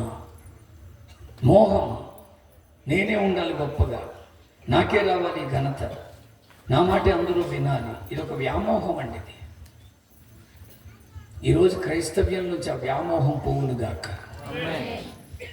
అందుకనే అంటున్నాను, కామము, క్రోధము, మోహము, లోభం అండి ఎంత ఉన్నా సరే ఇంకా కావాలంటారు. నేను ఇక్కడికి రావడానికి కారణం మా ప్రాంతంలో జేమ్స్ అయ్య గారు, వారి ఏడుదిలో సేవ చేస్తారు. వారి యొక్క సహోదరుడే ఈయన, స్వతంత్ర కుమార్ గారు. ఆయన నాకు మెసేజ్ పెట్టారు. ఈయన వచ్చిన తర్వాత అడిగారు, మీరు వెళ్ళేటప్పుడు మీకు ఎంత ఇవ్వాలండి అని. అసలు ఇచ్చే వ్యక్తి అడగలే, వచ్చిన గొడవది ఎంతని చెప్పాను బ్రదరు. ఇవ్వద్దని అనలేదండి. నువ్వు ఆ మాట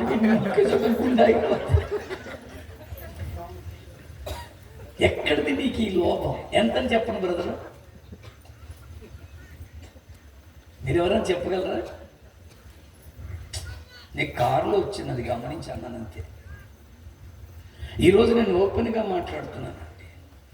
ఈ టీవీ ప్రోగ్రాముల్లో వాళ్ళకి స్పాన్సర్స్ ఎంతమంది వస్తున్నారండి? ఒక్క ప్రోగ్రామ్కి 30 మంది. ఒక్క ప్రోగ్రామ్ ఒకళ్ళు ఉంటే చాలని వాడే చెప్తాడు. నీకు లోపం వచ్చే కొలది ఇంకా కావాలి, రావా దేవుడే ఇస్తాడండి ఇవ్వాలనుకుంటే. ఇవన్నీ చాలా బాధాకరమైన విషయాలే. క్రైస్తవ్యంలోంచి ఇలాంటి దరిద్ర లోభం పోవునుగాక. అందుకని అంటున్నాడు, మతం మాకేం చెప్పక్కర్లేదు, మాకు అన్నీ తెలుసు, మేము బైబిల్ ఇప్పటికీ 4 సార్లు చదివేశాం, లేకపోతే ఇంకా నేను పెద్ద ప్రసంగం చేస్తాను, నేను పెద్ద బోధకుడిని, నేను 250 మందికి బాప్టిజాలు ఇచ్చాను, 300 పెళ్ళిళ్ళు చేశాను, 12 సంఘాలు కట్టాను. ఏంటి లెక్కలు? ఈ దిక్కుమాల లెక్కలు చూసుకుంటాడని ఒక సందర్భంలో చూసుకున్నాడా లేదా బైబిల్లో? ఆ లెక్కలు చూసినందుకే లెక్కలు చూడాల్సి వచ్చింది. ఈ లెక్కలేమీ ఉండకూడదండి. ఇదంతా మదం, మత్సరం. ఒకడు బాగుపడితే ఇంకొకడు తట్టుకోలేడు. నేను మళ్ళీ అంటున్నానండి, ఈ మధ్యన మా బాబు ఒకడు ఇల్లు కొనుక్కున్నాడు. వాడు ఉదయమే వాడి ఇంట్లో ప్రార్థన పెట్టి వచ్చాడు. వాడు ఆ ఇల్లు ఎంత కొన్నాడో తెలుసా పిల్లరా? ఎంత అద్భుతంగా కొన్నాడంటే వాడి స్థాయి ఏంటో, వాడి స్థితి ఏంటో నాకు తెలుసు. కానీ ఆ ఇల్లు కొనుక్కున్న తర్వాత 2 పోర్షన్స్ కింద ఉన్నాయి, పైనంత ఇల్లు. అద్భుతంగా ఆ ఇంటిని ప్రతిష్ఠించి ప్రార్థన పెట్టి వచ్చినప్పుడు నా బిడ్డ, నా దగ్గర ఎదిగిన బిడ్డ, వాడు 10th క్లాస్లో నాకు పరిచయం. వాడి పెళ్ళి నేనే చేశాను. వాడికి 2 బిడ్డలు. ఇప్పుడు మంచి ఇల్లు కొనుక్కున్నాడు. ఎంత సంతోషించానంటే కన్నీళ్ళు వచ్చాయి. ఈరోజు నాకంటే, నా ఇంటికంటే వాడి ఇల్లు బాగుందని నేను మత్సరపడాలా? నా సేవకుడు అండి, నా తోటి సేవకుడు అండి, ఆయన నాకంటే బాగున్నారనుకోండి, సంతోషించారు. ఎందుకు నీకు ఈ మత్సరం? ఈరోజు విశ్వాసులతో కూడా అంటున్నాను, నీకంటే నీ పక్క వాళ్ళు బాగున్నారా? బాగున్నాయి. వాళ్ళు నువ్వు మెచ్చుకోగలిగితే మెచ్చుకో. నేను మళ్ళీ చెప్తున్నాను, బాగుందంటే మంచే జరుగుద్దండి మనకి. నేను హైదరాబాద్లో ఒక యానివర్సరీకి వెళ్ళాను. అక్కడ నాకు భోజనం పెట్టినప్పుడు ఆవకాయ వేశారు. అది ఏదో అప్పటికప్పుడు వాడుకునే ఆవకాయ అంటది. చాలా బాగుందన్నా. నేను తిరిగి వెళ్తున్నప్పుడు మీరు ఏమైనా కావాలా అన్నారు. పెరుగన్నం కావాలి, మీరు పెట్టిన ఆవకాయ కావాలన్నా. వాళ్ళు చేసుకున్న మొత్తం ఆవకాయ ఇచ్చేసారండి. మంచిదని మెచ్చుకుంటే మొత్తం మనకే వస్తాయి. దేవుని స్తోత్రం. కుళ్ళిపోతే ఏమీ రావు. నేను నిన్న గౌతమికి దిగాను. అక్కడి నుంచి ఇప్పటి వరకు ఆవకాయ తింటూనే ఉన్నాను. ఎక్కువ లేదులేండి, 2 రోజులు అయిపోతుంది. ఎప్పుడు దొరుకుతుందో తెలుసా నీకు? నువ్వు బాగున్నావు అని చెప్పు. చాలా మందికున్న దౌర్భాగ్య పలకరింపు ఏంటో తెలుసా? వచ్చిన వెంటనే అదేంటన్నా పాడైపోయావు.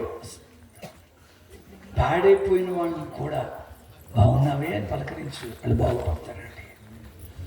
హాస్పిటల్లో ఉన్న వాళ్ళ దగ్గరికి కూడా వెళ్ళి, నేను అడిగంటే వాళ్ళు బాగున్నావు, కొంచెం మాట వినపడుతుంది, కొంచెం మొత్తం తేలి వచ్చింది అని అంటే ఈజీగా బాగుపడిపోతాడండి. మనకి రావట్లేదు ఇదంతా. అది అయిపోయిందే, నిన్న బాగానే ఉంది, ఇంకా సిక్కిపోయింది, చచ్చిపోద్దేమో. నీ దరిద్ర పలకరింపు ఇప్పుడు అవసరం. నిజంగానే చచ్చిపోయే బల్ల మీద ఉన్నా సరే మళ్ళీ బతికించగలిగేది నువ్వు మెచ్చుకోవడమే. బాగుంది. ఆయనకి తెలుసు ఎప్పుడు ఏదైపోద్దో. దేవుని స్తోత్రం. నేను మళ్ళీ చెప్తున్నాను, మత్సర పడకు మిత్రమా. నీకంటే బాగున్నారా? బాగుండి. నీకంటే మంచిగున్నారా? మంచిగున్నాయండి. ఇవన్నీ నువ్వు దాటలేవు. నువ్వు భక్తి చేస్తున్నానంటే ఎలా కుదురుతుంది? అందుకని ఇవన్నీ నీ ఆత్మలోంచి పోవాలి, నీ లోపల నుంచి ఇవన్నీ పోవాలి. 6 లక్షణాలు అంతర్గత శత్రువులు. వీటిని నువ్వు పోగొట్టుకున్నప్పుడు ప్యూర్గా మారిపోతావు. అలా ప్యూర్గా చేయడానికి, విడుదల ఇవ్వడానికి, విముక్తి పొందించడానికే ప్రభు వచ్చాడండి. నీ ఆత్మను రక్షించడానికే ఆయన వచ్చారు తప్ప నీ మతం మార్చడానికి ఆయన రాలా. అందుకని అంటున్నాను, ఇది మత మార్పిడి భక్తి తత్వం కాదు. వైజాగ్ నుంచి 5గురు మాట్లాడారు నాతో ఫోన్ కాల్లో. ఏమంటున్నారో తెలుసా? నటరాజన్, మత మార్పిడి చేసుకున్నటువంటి 5 క్రైస్తవ కుటుంబాన్ని గర్వాపసి పేరిట తిరిగి హిందుత్వంలో తీసుకొచ్చేస్తున్నాం. ఇది మా ముందున్న పెద్ద ఛాలెంజ్ అన్నారు. నేను కూడా వెంటనే అన్నాను, శభాష్, మీ వైజాగ్ అయిపోయిన వెంటనే మా కాకినాడ వచ్చాను. ఇక్కడ కూడా మతం మార్చుకున్న కుటుంబాలు ఉన్నాయి, వాళ్ళు కూడా గర్వాపసి పేరిట తిరిగి హిందుత్వంలో తీసుకెళ్ళిపోండి. కానీ మేము ముందు ఇంకో ఛాలెంజ్ పెడుతున్నాను. మతం మార్చుకున్నాను నువ్వు మార్చేయగలవేమో కానీ మనస్సు మార్చుకున్నాను నువ్వేం చేయలేవు. దేవునికి స్తోత్రం కలుగునుగాక. ఇది మనస్సుకి సంబంధించిన భక్తి. అందుకనే మారు మనస్సు అన్న మాట ఏ వాంగ్మయంలో కనపడదు, ఇక్కడే ఉంటుందండి. ఈరోజు నీ మనస్సాక్షిని శుద్ధీకరించడానికి ప్రభు రక్తాన్ని చిందించాడు. నీ ఆత్మ పరచబడాలి. అలాగే ఆత్మను శుద్ధి చేయడానికి ఆయన వచ్చాడండి. నేను అందుకని అంటున్నాను, చచ్చిపోయిన తర్వాత ఇంకేదీ రాదండి. చచ్చిపోయిన తర్వాత నీతో పాటు వచ్చేది ఒక్కటే, నీ క్రియలతో కూడిన ఆత్మ. ఇక మీదట వారు తమ ప్రయాస మాని విశ్రాంతి పొందుదురు, వారి క్రియలు వారి వెంట వచ్చును. ఈరోజు నువ్వు చేసుకున్న క్రియ అదే మంచి క్రియగా చేసుకోమని చెప్తుంది బైబిల్. యాకోబు 4వ అధ్యాయం 12 నుంచి చదివితే, ఒకానొక పట్టణమునకు వెళ్ళి లాభం సంపాదించుకుందామని చెప్పుకున్న వారలారా, రేపు ఏమి సంభవించునో మీరు ఎరగరు గనక మీ జీవం ఏ పాటిది కొంతసేపు కనబడి అంతలో మాయమైపోయి ఆవిరి వంటిదే. కనుక ప్రభువు చిత్తమైతే బ్రతికి ఉండి ఇది అది చేద్దామని చెప్పుకొనవలెను. ఇప్పుడైతే మీరు మీ డంబముల యందు అతిశయపడుచున్నారు. అతిశయమంతయు చెడ్డది. కాబట్టి ధర్మమైనది, మేలైనది, ఆ యొక్క కీడు నుంచి తప్పించగలిగేది చేయగలిగి ఉండి కూడా చెయ్యని వానికి పాపము. ఈరోజు నేను అంటున్నాను, నీకు తెలుస్తుంది, నీకు వాక్యం అర్థమవుతుంది, నీ ఆత్మను శుద్ధి చేసుకోగలవా మిత్రమా? ఒకవేళ నీ వల్ల అవ్వకపోతే అవకాశం ఆయన చేతిలో పెట్టు. ఆయన ఈ రాత్రి నీ ఆత్మను శుద్ధి చేయనుగాక. అంతే తప్ప ఊరికే అరిచి ప్రయోజనం లేదు. ఇప్పుడైతే మీరు మీ డంబంలో యందు అతిశయపడుతున్నారు. ఎక్కువ మాడగా మా మతం ఏంటో తెలుసా, మా కులం ఏంటో తెలుసా, అసలు నీ బొందేటో తెలుసా? బొందంటే శరీరం. నీ శరీరం ఏంటో తెలుసా నీకు? ఇది ఎప్పుడు ఆగిపోద్దో తెలియదండి. ఈ మధ్యకాలంలో బోల్డ్ వీడియోలు చూస్తున్నాను. మాట్లాడుతూ గుండె ఆగిపోయి ఆర్డర్ పెట్టుకున్నారండి. కుటుంబం అంతా భోజనం చేయడానికి పెట్టుకున్న ఆర్డర్ వచ్చి దాని మీద పడి చచ్చిపోయాడు. ఆర్డర్ పెట్టుకుంది తినడానికి కూడా లేకుండా చచ్చిపోయాడు అన్నాడు. ఈ అడవిడంతా వద్దండి. సాయంత్రం దాకా బాగానే ఉన్నాడండి. ఒళ్ళంతా వేడికి పొందిన హాస్పిటల్ తీసుకెళ్ళామంటే టెస్టులు గట్రా చేశారండి. డెంగ్యూ అంటండి. ప్లేట్లు పడిపోయాయి. పడిపోతాయి. స్టీల్ ప్లేట్లా, ఎత్తడి ప్లేట్లా? నీ శరీరంలో రక్తం ఉంటుందని, ఆ రక్తంలో ప్లేట్లెట్స్ ఉంటాయని వాటి కౌంట్ పడిపోతే చచ్చిపోతావని నీకు తెలుసా? నీ శరీరంలో ఏం జరుగుతుందో తెలియదు. నేను అంటున్నాను, ఉన్నటువంటి కాలేబు పైన 3 ఎకరాలు పోయినాయి. ఎలా? ఈ ప్రాంతంకి వచ్చినప్పుడు మంచి జుట్టుతోనే వచ్చాడు పాపం. ఆ పాస్టర్ గారు చేసుకునేటప్పుడు బాగానే ఉంది, ఒత్తుగా. ఏమన్నా లెక్కేసుకుంటావా? 8, 9, ఇవాళ 12 ఊడిపోయాయి అని ఎవడన్నా అనగలదా? నీ వెంట్రుకలు ఊడిపోవడం నీకు తెలియదు, కానీ ఆయనకి తెలుసండి. నా గడ్డం ఎందుకు నెరిసిపోయిందో, ఈయన మీసం ఎందుకు నెరిసిపోయిందో మళ్ళీ వెళ్తా. నీ శరీరంలో జరిగేది నీకు తెలియదు. అలాంటిది మహోన్నతుడైన దేవుడి గురించి మాట్లాడేస్తావేంటో. అందుకే తెలుసుకో, ఈ ఆత్మను పాప ప్రక్షాళన చేయడానికే, ఆ పాపం నుంచి తొలగించి పవిత్రాత్మగా మార్చడానికి మార్గమై వచ్చిన ప్రభువుని తెలుసుకో. ఎందుకంటే విముఖాహ బాంధవాయాంతిం ధర్మస్య మనుగచ్చితి. ఇది శాస్త్రం. ఈ బంధబాంధవ్యాలన్నీ తెగిపోతాయి. నువ్వు చేసుకున్న ధర్మం ఒక్కటే నిన్ను పరభాగ్యానికి చేరుస్తుంది. ఆ ధర్మం చేసుకోమని బైబిల్ చెప్పింది. నిన్ను మతాలు మార్చుకోమని చెప్పాలి. మీరు ఎవరు మత మార్పిడి చేసుకోకండి. I'm not a convert. నేను కన్వర్ట్ కాదు. మీరు కూడా కన్వర్ట్ అన్న పదం ఉపయోగించకండి. అది ఇందులో లేదు. అందుకని అంటున్నాను, నేను కన్వర్ట్ కాదు. నేను అన్ని స్థలాల్లో చెప్తాను, I'm not a convert, I'm transformed. That is the తేడా. ఆ తేడా ఏంటో తెలుసండి? నేను మార్చబడలేదు, మార్పు చెందాను. ఈ రాత్రి నా బైబిల్ నిన్ను మార్చుకోమనట్లే, మార్పు చెందమంటుందండి. నీ పాప పంకిల జీవితాన్ని విడిచిపెట్టి పవిత్రాత్మ వైపు అడుగులు వేయడానికి నీ ఆత్మను సిద్ధం చేసుకుంటావా మిత్రమా? అందుకని అంటాడండి, యేసుక్రీస్తు వారి యొక్క రక్తములో కడగబడ్డం అంటే లిటరల్గా ఇంతమంది దైవజనులు బాప్తిజాలు ఇచ్చారు. బెక్కెట్ రక్తం కూడా నెత్తి మీద పోస్తారా? కాదండి. రక్తంలో కడగబడిన అనుభవం అంటే హెబ్రీయులకు రాసిన పత్రిక 9వ అధ్యాయం 14లో అంటాడు, నిత్యుడగు ఆత్మ ద్వారా తనను తాను నిర్దోషునిగా అర్పించుకొనిన క్రీస్తు యొక్క రక్తము నిర్జీవ క్రియలను విడిచి జీవము గల దేవుని సేవించుటకు నీ మనస్సాక్షిని ఎంతో శుద్ధీకరిస్తుంది. ఈరోజు నీ మనస్సాక్షి కడగబడిందా? నువ్వు చేస్తున్న భక్తి నీకు అర్థమవుతుందా? నీ ఆత్మని ఈ రాత్రే ప్రభు పిలిస్తే ఇచ్చేయడానికి నువ్వు సిద్ధంగా ఉన్నావా? యేసు రక్తంలో కడగబడ్డం అంటే బాప్తిజం కాదండి. యేసు రక్తంలో కడగబడ్డం అంటే రక్షణ కాదండి. యేసు రక్తంలో కడగబడ్డం అంటే మనస్సాక్షి శుద్ధీకరింపబడ్డం. ఈ రాత్రి నీ మనస్సాక్షి బాగుందా? అందుకనే నేను అంటున్నాను, చచ్చిపోయిన తర్వాత ఇంకేది రాదు, ఆత్మ ఒకటే బయటకు వస్తుంది. ఒక ఆయన ఇల్లు కట్టుకున్నాడు, నన్నే గృహప్రవేశం చేయమన్నాడు. నేను వెళ్ళేసరికి తలుపులు వేసి గుమ్మానికి రిబ్బన్ కట్టి పెట్టాడు. ప్రార్థన చేసి రిబ్బన్ కత్తిరించి తలుపులు తెరవండి అన్నాడు. అదేమిట్రా పద్ధతి కాదు, తలుపులు తెరిచి ఉండగా ప్రార్థించి లోనికి వెళ్ళాలన్నాను. నేను చెప్పినట్టు చేయండి అన్నాడు. ఇల్లు ఆడిది, పైగా కానుక ఇచ్చేది ఆడితో మనకెందుకు గొడవ అని ఆడి చెప్పినట్టే రిబ్బన్ కత్తిరించి ప్రార్థన చేసి రిబ్బన్ కత్తిరించి తలుపులు తెరిచేసరికి బళ్ళు మన లైట్లు వెలిగాయి. అదేమిట్రా నాకంటే లోపల ఎవరిని పెట్టేవరా, లైట్లు వేసారు అన్నాను. ఎవరిని పెట్టలేదు, తలుపులు తెరిచిన వెంటనే లైట్లు వెలిగేటట్టుగా పెట్టించాను. ఇంకో గదిలోకి వెళ్ళిన తర్వాత చప్పట్లు కొట్టమన్నాడు. కొడితే సీలింగ్లో లైట్లు వెలిగాయి. ఇంకోసారి కొట్టన్నాడు. మళ్ళీ కొడితే రంగు మారింది. ఇది ఏమిట్రా అన్నాను. అలా పెట్టించాను. మూడో గదిలోకి వెళ్ళిన తర్వాత ఏలేయమన్నాడు. ఎవరే నాకు ఏలు రాదు, పైగా అంత ఓపిక లేదన్నా. వాళ్ళ అంటవనే కూడా విజిలెట్టింది అన్నాడు. ఆ విజిల్ తీసుకొని ఏలేసేసరికి ఏసీ ఆన్ అయిపోయింది. నువ్వు ఏంటి ఇది అన్నాను నేను. అలా పెట్టించాను. విచారం ఏంటో చెప్పరా అండి, 3 నెలల తర్వాత అదే ఇంట్లో ఎక్కుళ్ళు వచ్చాడు. ఏసీ రూమ్లో ఆడే చచ్చిపోయాడు. తీసుకొచ్చి అరుగు మీద పడేశారు. వాళ్ళు ఆవిడ గోలెట్టేస్తుంది, ప్రభు ఎలా చేసేవంటే అప్పుడు ప్రభు అంటున్నారు. అలా పెట్టించారు. అయిపోద్దన్నా, హడావిడొద్దు. అక్కడితో వాడికి ఇంటితో ఉన్న బంధం ఏమైంది, తెగిపోయిందండి. ఈ ఆడవాళ్ళు పెట్టుకుని ఏడవడం మొదలు పెడతారు. పంతులు గారు పాస్టర్ గారు వచ్చి శరీరాన్ని అంత్యక్రియల వరకు తీసుకెళ్ళిపోతారు. అక్కడితో ఆడవాళ్ళతో ఉన్న బంధం కట్. వీధిలో వాళ్ళు కొంత దూరం మోస్తారు, వీధి మలుపులో వాళ్ళు కట్. శ్మశానం దగ్గరికి వెళ్ళిన తర్వాత మా అమ్మ నాన్న బ్రతికే ఉన్నారా, మేము లోనికి రాకూడదని అక్కడ కొంతమంది కట్. చివరికి ఎవరు మిగులుతారు? తగలబడే శరీరం అయితే కట్టెల మీద పెట్టి నిప్పు పెట్టిన తర్వాత మంటలకు కొవ్వు కరిగి శరీరంగాలు పైకి లేస్తుంటే కర్రతో కొట్టేవాడు ఒకడు ఉంటాడు, వాడు కాటి కాపరి.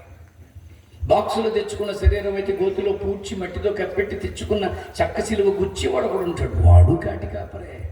ఎవడొస్తాడు నీతో? ఎవరు వస్తారని అనుకుంటున్నావు? ఎవరూ రారండి. నువ్వు చచ్చిపోతే శవం అంటారు, మధ్యస్థంగా ఉంటే భౌతికాయం అంటారు, సెలబ్రిటీగా చచ్చిపోతే పార్థివ దేహం అంటారు. పార్థివ దేహం అన్నా భౌతికాయం అన్నా శవమన్నా అర్థం ఒకటే, ఇంకెందుకు పనికిరాదు. ఎవరు వస్తారు నీతో? మా పిన్ని గారు చచ్చిపోయారు, మేము 60 బ్రాహ్మలో. మా తమ్ముళ్ళు అన్నారు, అన్నయ్య మాతో ఉండన్నారు. ఎరిగిన వాడిని కనుక అన్నిట్లోనూ ఉంటాను కనుక శరీరాన్ని తీసుకెళ్ళాం, కట్టెల మీద పెట్టాం. పంతులు గారు మంత్రోచ్చారణ మధ్యలో నిప్పు పెట్టించారు. తమ్ముళ్ళని బాబాయిని వెళ్ళిపోమన్నారు. నేను పంతులు గారు నిలబడి చూస్తున్నాను. చెప్పాను కదండి, కర్రతో కొట్టేవాడు కూడా ఉంటాడు. ఆ మంటలకి కొవ్వు కరిగి పైకి లేస్తాయి శరీరంగాలు. కర్ర పట్టుకొని వస్తున్నాడు అలా కొట్టడానికి ఆ కాటి కాపరి. వాడు నన్ను చూసి గుర్తుపెట్టాడు. ప్రైజ్ రాడు సార్ అన్నాడు. ఆడు మరి ముందు పని కానీ ఎవరా బాబా అన్నాడు. కానీ పంతులు గారితో మటుకు ఒక మాట అన్నాను, తగలబడుతుంది నా తల్లి శరీరం, బ్రాహ్మణ శరీరమే కానీ కర్రతో కొట్టేవాడు మా క్యాస్టోడు కాదు. ఆ మర్నాడు కొండ తీసుకెళ్ళి అస్థికలు సేకరించడానికి పంతులు గారితో అన్నాను, అస్థికలు బూడిద బ్రాహ్మణవే కానీ కొండ చేసినవాడు మా క్యాస్టోడు కాదు. రాజమండ్రి గోక్షపాద క్షేత్రానికి తీసుకొచ్చాను, గోదావరిలో కలుపుతామంటే కొంచెం పడవలో ఒడ్లో అంత తుక్కుంది, లోపలికి వెళ్దామన్నాడు తమ్ముడు. పడవ నడిపేవాడు మా క్యాస్టోడు కాదు, ఎవరు అగ్నికుల క్షత్రియుడు. ఎక్కడుంది నీతో పాటు రావడానికి? ఇవన్నీ నువ్వు కల్పించుకున్న భ్రమలే. అందుకని అంటున్నాను, ఆ సమయంలో బయటకు వచ్చేది ఒకటే ఆత్మ. ఈ ఆత్మకి ఏ భేదం ఉండదండి. ఇది స్త్రీ ఆత్మ, ఇది పురుషాత్మ అనే లింగ భేదం ఉండదు. ఇది తెల్లాత్మ, ఇది నల్లాత్మ అనే వర్ణ భేదం ఉండదు. ఇది హిందూ ఆత్మ, ముస్లిం ఆత్మ, జూయిష్ ఆత్మ అనే మతభేదం ఉండదు. ఇది కమ్మాత్మ, కాపాత్మ, ఎస్సీ ఆత్మ, బ్రాహ్మణాత్మ, యాదవాత్మ అనేటువంటి కులభేదం ఉండదు. ఇది ఏ ఊరిది? కొత్తగూడెం ఆత్మ, అది కెనడా ఆత్మ అనే స్థానభేదం ఉండదు. పొడుగాత్మ, పొట్టాత్మ, లావాత్మ, సన్నాత్మ, సైజు భేదం ఉండదు. ఆత్మకు ఒక్కటేనండి కావాలి. ఎఫెసీయులకు రాసిన పత్రిక 1వ అధ్యాయం 4-6 వచనాల్లో చెప్పారు. ఎట్లనగా తాను తన ప్రియుని యందు ఉచితముగా మనకు అనుగ్రహించిన తన కృపామహిమకు కీర్తి కలుగునట్లు తన చిత్త ప్రకారమైన దయా సంకల్పము చొప్పున మనలను ముందుగానే తన కోసము నిర్ణయించుకొని మనము తన ఎదుట పవిత్రముగను నిర్దోషముగను నిలవబెట్టుకొనవలనని జగత్తు పునాది వేయబడక మునుపే ప్రేమ చేత యేసుక్రీస్తులో మనల్ని ఏర్పరచుకున్నాడు. ఒకరోజు ఈ ఆత్మే నిలబడుతుంది. అది పరిశుద్ధంగా నిర్దోషంగా నిలవబెడాలి. అలా నిలవబెట్టడానికి ప్రభు అయిన యేసు వచ్చాడండి. ఆ కార్యం చేయడానికి వచ్చాడే తప్ప నీ మతాలతో నీ కులాలతో సంబంధం లేదు. ఇవ మంచి మాట చెప్పునా, దేవుడు హిందూ కాదు, దేవుడు ముస్లిం కాదు, దేవుడు క్రిస్టియన్ అంతకంటే కాదు. యోహాను 4:24 ప్రకారం దేవుడు ఆత్మై ఉన్నాడు. ఈరోజు నీ ఆత్మ నీలో ఉంది, దాన్ని నలపకు మిత్రమా. ఎవరి కోసమో ఈ తాపత్రయం, చివరికి నీ కుండున నీ ఆర్జితం. నిన్ను గూర్చి యోచన చేసుకో, నీ ఆత్మరక్షణకై చూసుకో. నిన్ను గూర్చి యోచన చేసుకో, నీ ఆత్మరక్షణకై చూసుకో. ఎవరి కోసమో ఈ తాపత్రయం, చివరికి నీ కుండున నీ ఆర్జితం. నీ ఆస్తిని సాధించుకొని ఎవరెవరో సుఖం అనుభవిస్తారు. అయాచిత ధనమందుకొని నీ వారసులు పూర్తిగా చెడతారు. ఆరోగ్యం క్షీణించగానే నీ దారిన నిన్ను విడిచి వెళ్తారు. నీ ఆరోగ్యం క్షీణించగానే మాతృదేవో భవ, పితృదేవో భవ, ఆచార్య దేవో భవ, అతిథి దేవో భవ. అమ్మలో దేవుణ్ణి చూడు, తండ్రిని దైవ సమానంగా భావించు, గురువును దైవంగా భావించు. గురువు బ్రహ్మ, గురువు విష్ణు, గురువు దేవో మహేశ్వర, గురు సాక్షాత్ పరబ్రహ్మ. తస్మై శ్రీ గురవే నమః. అలాంటి నిన్ను ఆరోగ్యం క్షీణించిన తర్వాత, ఆరోగ్యం క్షీణించగానే నీ దారిన నిన్ను విడిచి వెళ్తారు. ఆస్తి రాయలేదని అమ్మను కొడుతున్నాడు మనకి పనుడు. తండ్రి రాటించి కొట్టేస్తున్నాడండి ఆస్తి రాయలేదని. చచ్చిపోయిన శవంతో వేలు మందు రాయించుకుంటున్నాడంటే ఆలోచించి మిత్రమా, ఈ సంతానమంతా ఎవరికొకరికి వదిలేయాలి. ఈ పేరు ప్రఖ్యాతులు గణించు నీకు రావు. నీ ఆత్మ ఒకటే.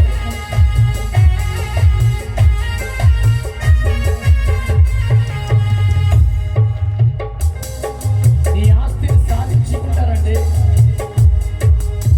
అప్పులు తెచ్చుకొని ఏదో పిల్ల పిల్లో వ్యాపారాలకు పెట్టుబడి పెడితే వడ్డీలు కట్టలేక నువ్వు తాకట్టు పెట్టింది వాళ్ళకే అమ్మేశావు. నేను మళ్ళీ చెప్తున్నాను, ఎంతో మంది కష్టపడుతున్నారండి. కువైట్లో, దుబాయ్లో, మస్కట్లో, ఖత్తర్లో, బహ్రైన్లో అందరినీ వదులుకొని ఏదో ఆ దేశానికి వెళ్ళి డబ్బులు తెచ్చి అప్పులు తీసుకోవాలనుకుంటున్నారండి. ఆ విలువలు తెలియక పిల్లలు వాళ్ళు ఇష్టం వచ్చినట్లుగా ఖర్చు పెడుతున్నారండి. వీళ్ళకి తెలియదు ఆండ్రాయిడ్ ఫోన్ ఏంటో, యాపిల్ ఫోన్ ఏంటో తెలియదు. కానీ పెట్టికి లేకపోతే ఎలాగని కష్టార్జితాలు పెట్టి చేస్తున్నారండి. ఆరోగ్యం క్షీణించగానే నీ దారిన నిన్ను విడిచి వెళ్తారు. నీ దారిన నిన్ను విడిచి వెళ్తారు. రెక్కలు ముక్కలు చేసుకొని ఒక్కో పైసా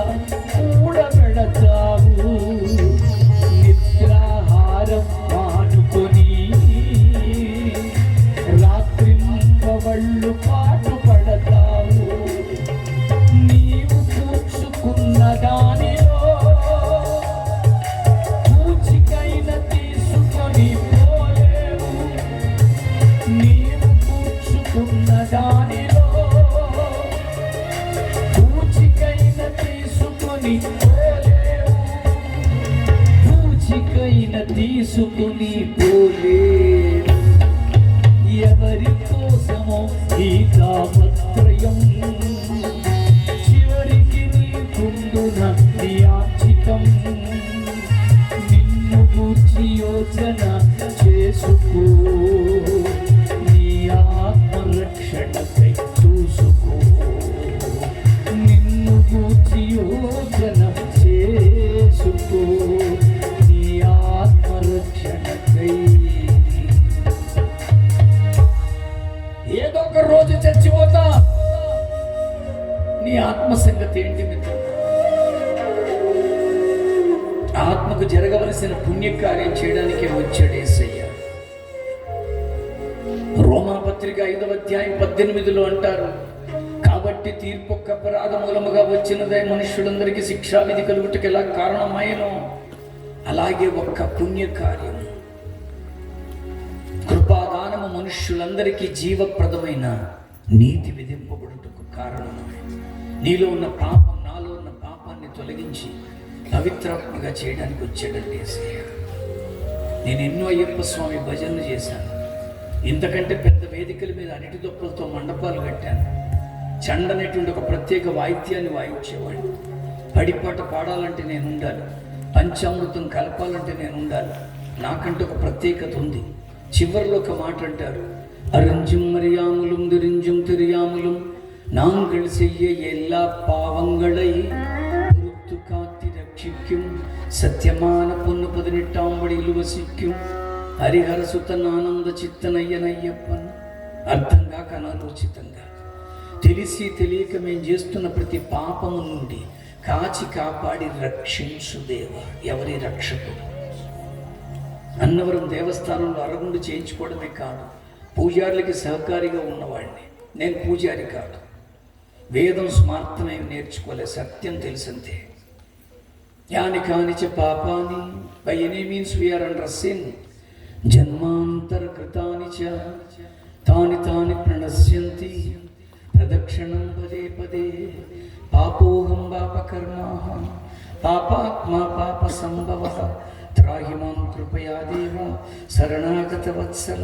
అన్యదా శరణం నాస్తి త్వమేవ శరణం మమ తస్మాత్ కారుణ్య భావే రక్ష రక్ష. ఎవరి రక్షకుడు? పాపోహం, నేనే పాపాన్ని. పాప కర్మ, నా కర్మలు క్రియలు పాపము. పాపాత్మ, నా లోపల ఉన్న ఆత్మ పాపం. పాప సంభవ, నా సంభవమే పాపం. త్రాహిమాం కృపయా దేవ, కృపను కలిగి ఉన్నవాడు. ప్రపంచంలో ఏ వాంగ్మయమైనా చదవండి, నా కృప నీకు చాలన్న మాట దొరికే ఏకైక స్థలం ఈ బైబిల్. ఆ కృప దగ్గరికి రండి, మతాల దగ్గరికి ఎవరు రాబాకండి. అందుకనే అంటున్నాను, నేను చెప్పినంత తీరిగ్గా బ్రహ్మేమి చెప్పరు, పంతులు గారు చెప్పరు, పౌరోహితులు చెప్పరు. చేతిలో పుష్పం పెట్టించి ఆత్మకు సంబంధించిన ప్రదక్షిణ మనమే చెయ్యాలి. న్యాయగాని జపాన్ని జన్మ అంతర్కృతాన్ని దాని దాని ప్రదర్శన 3 సార్లు తిరగండి అమ్మా, పువ్వట్టుకు తిరుగుతాం. మనం తిరగద్దని నేను చెప్పట్లేదు, వీళ్ళ దగ్గరికి 2 తిప్పుతారు. తండ్రి యొక్కయు కుమారుని యొక్కయు పరిశుద్ధాత్మ నామములు నీ బ్రతుకు తిప్పబడితే పరలోక భాగ్యం, ఇహలోక సౌఖ్యం. దేవునికి స్తోత్రం. నీ ఆత్మను కాపాడడానికి వచ్చాడండి. నీ ఆత్మకు పట్టిన పాప చేయడం నుంచి పవిత్రాత్మగా చేయడానికి ప్రభు వచ్చాడు. ఈ రాత్రి ఆత్మను సిద్ధం చేసుకోగలవా? ఏ భేదము లేదండి. కొంతమంది కావాలని బైబిల్లో ఉన్న విషయాలు తప్పులు చెప్పడానికే చదువుతున్నారు. కొంతమంది పాస్టర్లు ఇంకో పాస్టర్లో తప్పులు కనిపెట్టడానికే వింటున్నారు. తప్పులెన్ని వారు తండోపతండంబులు ఉరివి జనుల నెల్ల ఉండు తప్పు. తప్పులెన్ని వారు తమ తప్పులు ఎరుగరు. అభిరామ వినరా వేమ అంటే. ఈరోజు నేను అంటున్నాను, నువ్వు చేస్తున్న భక్తి తెలిసి చేస్తున్నావా? ఈ లోకంలో ఉన్న భక్తి అంతా కూడా నటనతో ఉందండి. నువ్వు నటిస్తున్నావా? దాంట్లో ఏది చెయ్యాలో కూడా మనకి తెలియదండి. ఎవరైనా ఒక ఆమె బట్టలన్నీ ఊడదీసుకుని నగ్నంగా వెళితే పిచ్చిదని రాళ్లతో కొట్టేస్తాం మనం. కానీ అదే ఒక స్త్రీ నగ్నంగా తయారయ్యి ఒళ్ళంతా బూడిద పూసుకుంటే దేవుడిని దండం పెట్టుకుంటున్నారు. అసలు అఘోరి అన్న మాటకు అర్థం ఘోరంగా ఉండనిది, ఘోరమైనది కానిది అని అర్థం. ఇప్పుడు నా దగ్గర ఎన్ని వీడియోలు ఉన్నాయంటే ఆ కుంభమేళాలో ఆ అఘోరాలు, స్వామీజీలు భక్తుల్ని కర్రలతో కొట్టేస్తున్నారండి. నువ్వేం స్వామీజీ అయ్యా? ఈ క్రోధాన్ని జయించలేని భక్తి నువ్వు చేస్తున్నావు. మీరు ఎక్కడో ఉంటారు, విచిత్రంగా ఉంటారు కనుక మిమ్మల్ని చూస్తున్నప్పుడు మీతో ఫోటో తీసుకోవాలను, మీ దగ్గరికి వచ్చి దండం పెట్టి ఆశీర్వాదం పొందాలని అనుకుంటారు భక్తులు. కర్రలతో కొట్టేస్తారా? ఒక ఆయన పూర్తిగా చెయ్యి పైకెట్టే ఉంచేసాడండి. ఆ చెయ్యికి గోల్డ్ది పెరిగిపోయిన ఇలాగే ఉండిపోయింది చెయ్యి. అసలు అదేం భక్తి? ఒక ఆయన నాలుగులో సోలం దించుకున్నాడు, ఒక ఆయన వీపు కొక్కేలు పెట్టుకున్నాడు, ఒక ఆయన కోచి పెట్టుకుని తిరుగుతాడు, ఒక ఆయన దిగంబరంగా ఉంటాడు, ఒక ఆయన శ్వేతాంబరంగా ఉంటాడు, ఒక ఆయన కాషాయాంబరంగా ఉంటాడు, ఒక ఆయన ఒళ్ళంతా బట్టలు పట్టుకొని డాన్స్ చేస్తుంటాడు. ఏ భక్తి చేయమంటావు? ఏదో ఒకటి చెప్పు, నాకు ఇది చేయవయ్యా. ఒక ఆయన అడ్డంగా పెడతాడు, ఒక ఆయన నిలువుగా పెడతాడు. ఏ భక్తి చేయమంటావు? అందుకనే ఓపెన్గా చెప్తున్నాను పిల్లరా, నటనొద్దండి రాత్రి. అన్నమయ్య లాంటి ఆయన ఒక మాట అన్నాడండి, పుట్టుటయు నిజము పోవుటయు నిజము, నటనడి సంద్రాన నాటకము, నానాటి బ్రతుకు నాటకము, నాటకము. పుట్టడం నిజం, చచ్చిపోవడం నిజం, మధ్యలో నువ్వు చేస్తున్నాడు ఆవిడంత నటన. వేటూరు సుందరరామూర్తి గారని ఒక సినీ గేయ రచయిత రాశాడు, నరుని బ్రతుకు నటన, ఈశ్వరుని తలపు ఘటన, రెంటి నట్ట నడుమ, నీకు ఎందుకింత తపన? మా మతం మాకు ఎవరు చెప్పారు ఇదంతా? ఈశ్వరుడు అంటే తెలుగులో శబ్దరత్నాకరణ ఇంతలా పుస్తకం ఉంటుంది, దాని అర్థం ఏం చెప్పిందో తెలుసా? దేవుడు. అందుకనే దేవుని ఘటన అలా ఉందండి. మనకున్నటువంటి ఉపనిషత్తుల్లో మైత్రియోపనిషత్తు ఒక మాట చెప్పింది, దేవో దేవాలయ ప్రోక్త జీవో దేవో సనాతన అంది. అది సనాతన. బైబిల్లో కొరింథీయులకు రాసిన మొదటి పత్రిక 3:16 అదే చెప్పింది, మీ శరీరములే నా ఆలయములే ఉన్నవనియు దేవుని ఆత్మ మీలో నివసించుచున్నదనియు మీరు ఎరుగరా, ఎవడైనా ఈ ఆలయాన్ని పాడు చేస్తే నేను వాడిని పాడు. అందుకే మనిషి పాడైపోయాడు. అసలు భక్తిలో కొట్టుకోవడాలు ఏంటండి? భక్తిలో ఈ కసి ప్రవృత్తి ఏంటి? భక్తిలో ఏంటిది? అలా ఏ దేవుడు చంకలు గుద్దుకొని సంబరపడి భలే చేస్తున్నారా అని అంటాడో ఒక్క రుజువు ఉందా? అందుకని అంటున్నాను, ఇది నటనగా ఉండకుండానుగాక. మీ అందరికీ అర్థం అవడానికి చెప్తున్నా. ఒక కుర్రాడికి ఉద్యోగం లేక తిరుగుతూ ఆయన ఏం చేశాడో తెలుసా? ఓ జూ దగ్గరికి వెళ్ళి అడిగాడు, ఏమంటే ఇక్కడ ఏమన్నా జాబ్ ఉందా అని. వాళ్ళు అన్నారు, మా జూలో ఒక జాబ్ ఉందండి, కోతి చచ్చిపోయింది, మీరు కోతి వేషం వేసుకొని వస్తున్న వాళ్ళందరినీ సరదా చేయండి అన్నారు. నీకు జీతం ఇస్తాం, భోజనం పెడతాం, రాత్రి అయితే సెలవు, పొద్దున్నే రావచ్చు అన్నారు. బాగుంది కదా అని జాయిన్ అయిపోయాడు. ఈ కోతి వేషం వేసుకొని గెంతుతున్నాడు, అందరినీ నవ్విస్తున్నాడు. ఒక రోజు అనుకోకుండా పొరపాటున పక్కనున్న కేజీలో పడిపోయాడు. అదేమో సింహం ఉంది. వీడు పడ్డ శబ్దానికి సింహం లేచి దగ్గర రావడం మొదలెట్టింది. వీడు సింహాన్ని చూసి వణికిపోతున్నాడు. అనవసరంగా ఉద్యోగులు పేరిటి వచ్చి ప్రాణం మీదగా తెచ్చుకున్నానని గట్టిగా కేకలు పెడుతున్నాడు. సింహం ఇంకా దగ్గరికి వచ్చింది. పై ప్రాణాలు పైనే పోయినాయి. తట్టుకోలేక ఇంకా గట్టిగా అరుస్తుంటే దగ్గరకు వచ్చిన సింహం అంటుంది, మరీ గట్టిగా అరవకు, 2 ఉద్యోగాలు పోతాయంట.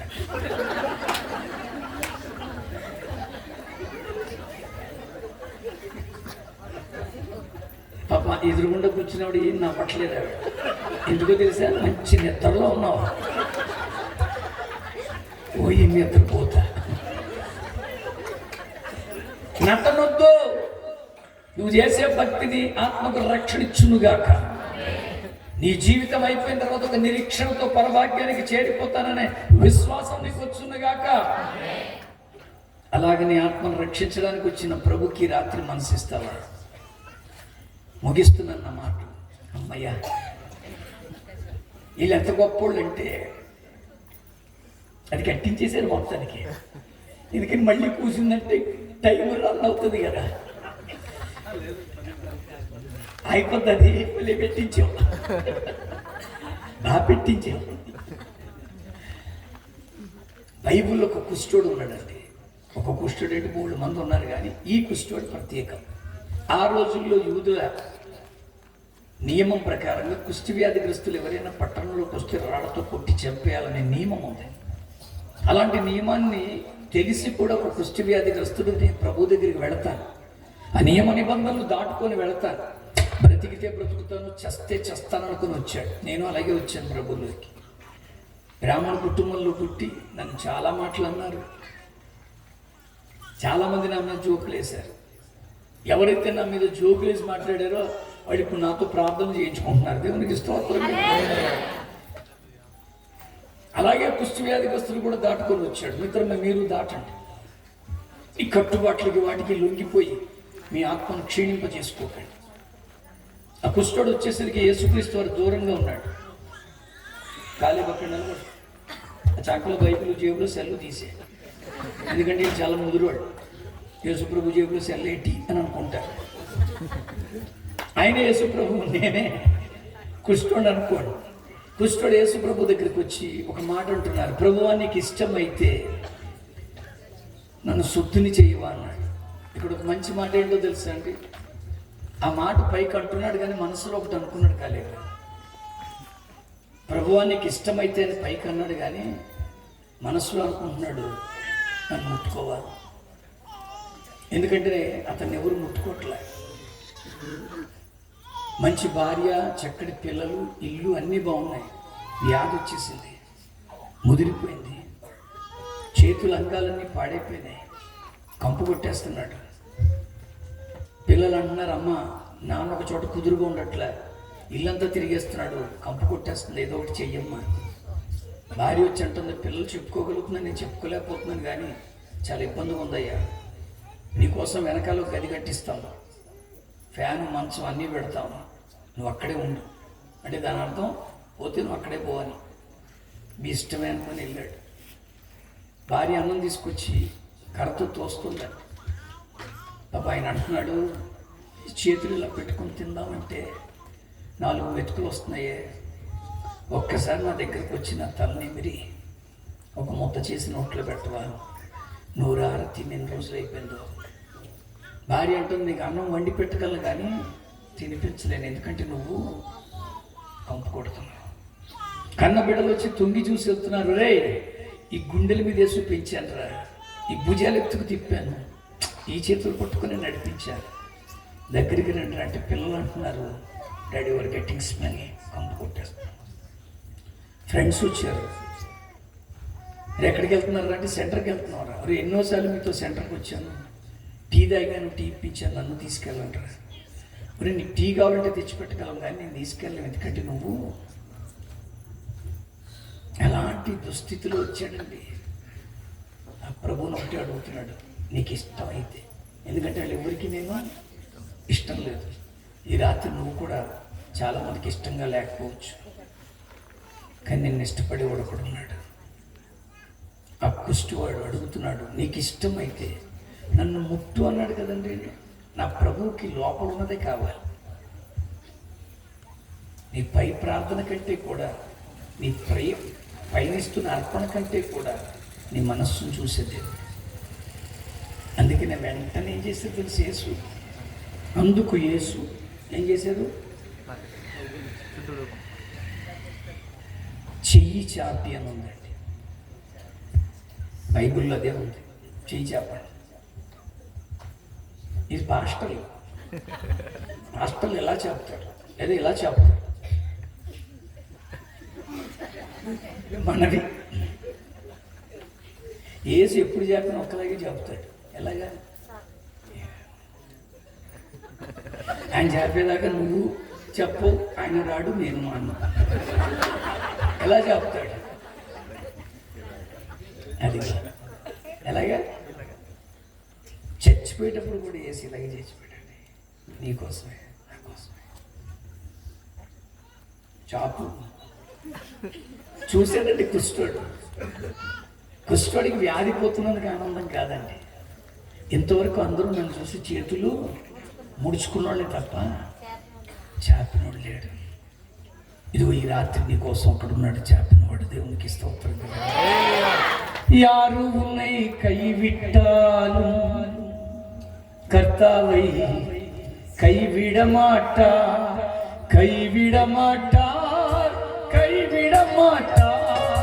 కర్తావై కైవిడమాట. ఎవరు నిన్ను చెయ్యి విడిచిన యేసు చెయ్యి విడువడు. యారు ఉన్నై కైవిట్టాలు కర్తావై కైవిడమాట. தாய் அவரே தந்தை அவரே கல்யாயனே கன்றியாயனே பாராட்டுவா உன்னை சீராட்டுவா లాలించును నిన్ను పాలించును. ఎవరు నిన్ను యారు ఉన్నై ఎవరు నిన్ను చెయ్యి విడిచిన యేసు చెయ్యి విడువడు. రక్తంతోడా కడిగి వేస్తాడే, రక్తంతోడా కడిగి వేస్తాడే. రక్షణ సంతోషం నీకు ఇస్తాడే, రక్షణ సంతోషం మాకు ఇచ్చాడే. ఎవరు నిన్ను చెయ్యి విడిచిన యేసు. చాచిన చేతులతో చూసిన యేసుని కుష్ఠుడు ఆనందపడిపోయాడండి. కుష్ఠుడు మనకు మళ్ళీ పరుగులు తీయగల రకాలేవా? చాచిన చేతులు యేసు అయితే కుష్ఠుడైనా సరే 2 అంగల్లో వెళ్ళి పడిపోయాడండి. ఇప్పుడు యేసు తల కుష్ఠుడి భుజం మీద ఉంది, కుష్ఠుడి తల యేసు భుజం మీద ఉంది. ఈ రసిగారుతున్న కంపు కొడుతున్న చీముతో నిండిన చెవులు యేసు పెదాలకు దగ్గర ఉన్నాయి. చీ అన్నారా? తోసేసారా? లేకపోతే ఇప్పుడున్న లేటెస్ట్ పాస్టర్ లాగా స్టాల్లో నూనె కొనుక్కొని దిక్కుమన సలహా ఇచ్చాడా?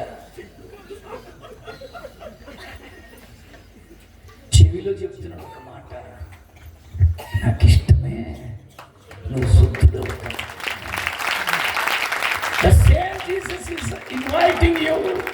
అదే క్రీస్తు రాత్రి నిన్ను కూడా చేతులు చాచి పిలుస్తున్నాడు. వస్తావా? లేచి నిలబడదమ్మా. మాట్లాడకుండా మౌనంగా చేతులు చాచండి, చేతులు చాచండి దయచేసి. నేను తెలుగుని కాదన్నానని, నాకు తెలుగు రాదనుకొని నేను చేతులు ఎత్తమని లేదు తమ్ముడు, చాచమన్నాను. చేతులు చాచడం అంటే ఇందాక అయ్యి చాచాడుగా, ఇప్పుడు యేసు రాబోతున్నారండి.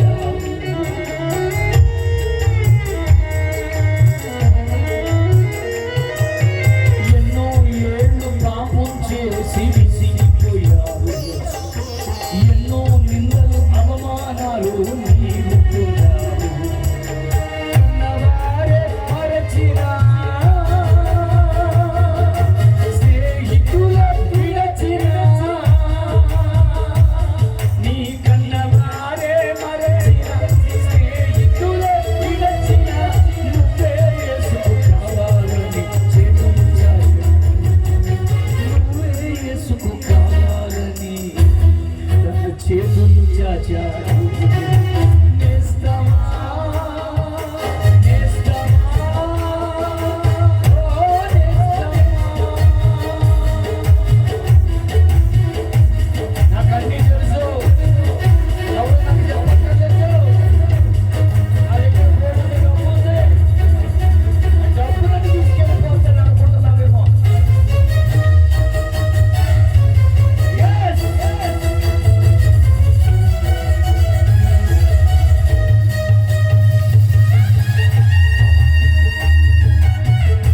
Messiah.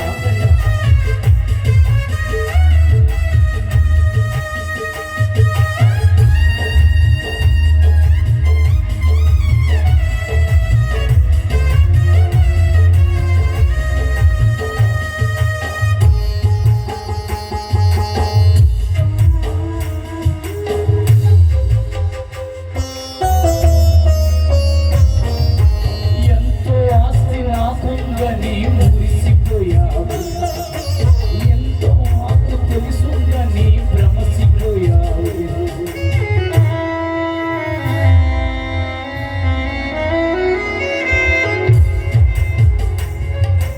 ఎంతో ఆస్తి నాకుందని మురిసిపోయావు, అన్ని నాకే తెలుసునని భ్రమసిపోయావు.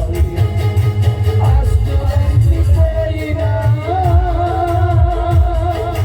అనాథగా మిగిలినా, ఈ ఆస్తులన్నీ పోయినా అనాథగా మిగిలినా, నువ్వే యేసుకు కావాలని చేతులు చాచాను. నువ్వే యేసుకు కావాలని చేతులు చాచా. ఈ రాత్రి మిత్రమా, నీ కన్నీరు తుడిచేవాడాయన, నీ పాప జీవితాన్ని పవిత్రంగా మార్చగలిగేదాయన, నీ కోసం కోసుకోవడానికి పుట్టాడు. నువ్వు తండ్రి దగ్గర నిర్దోషంగా నిలబడాలని, తండ్రి ఎదుట పరిశుద్ధంగా ఉండాలని, తాను పాపమైపోవడానికి వచ్చాడు. ఆహ్వానిస్తావా? అయ్యా, నా జీవితంలోకి రాయి. నా పాడు పాత జీవితాన్ని, ఈ పాప పట్టెల బ్రతుకుని బాగు చెయ్యయ్యా. నువ్వు కన్నీళ్లతో అడుగు. ఈ రాత్రి నీ కన్నీరు తుడిచి, అనేక మంది అభిషక్త దైవజనాలు ఉన్నారు. ఈ సమయంలో నేను అడుగుతున్నాడు, God would like to cleanse everyone. ఇక్కడ ఉన్న అందరితో దేవుడు మాట్లాడాడు.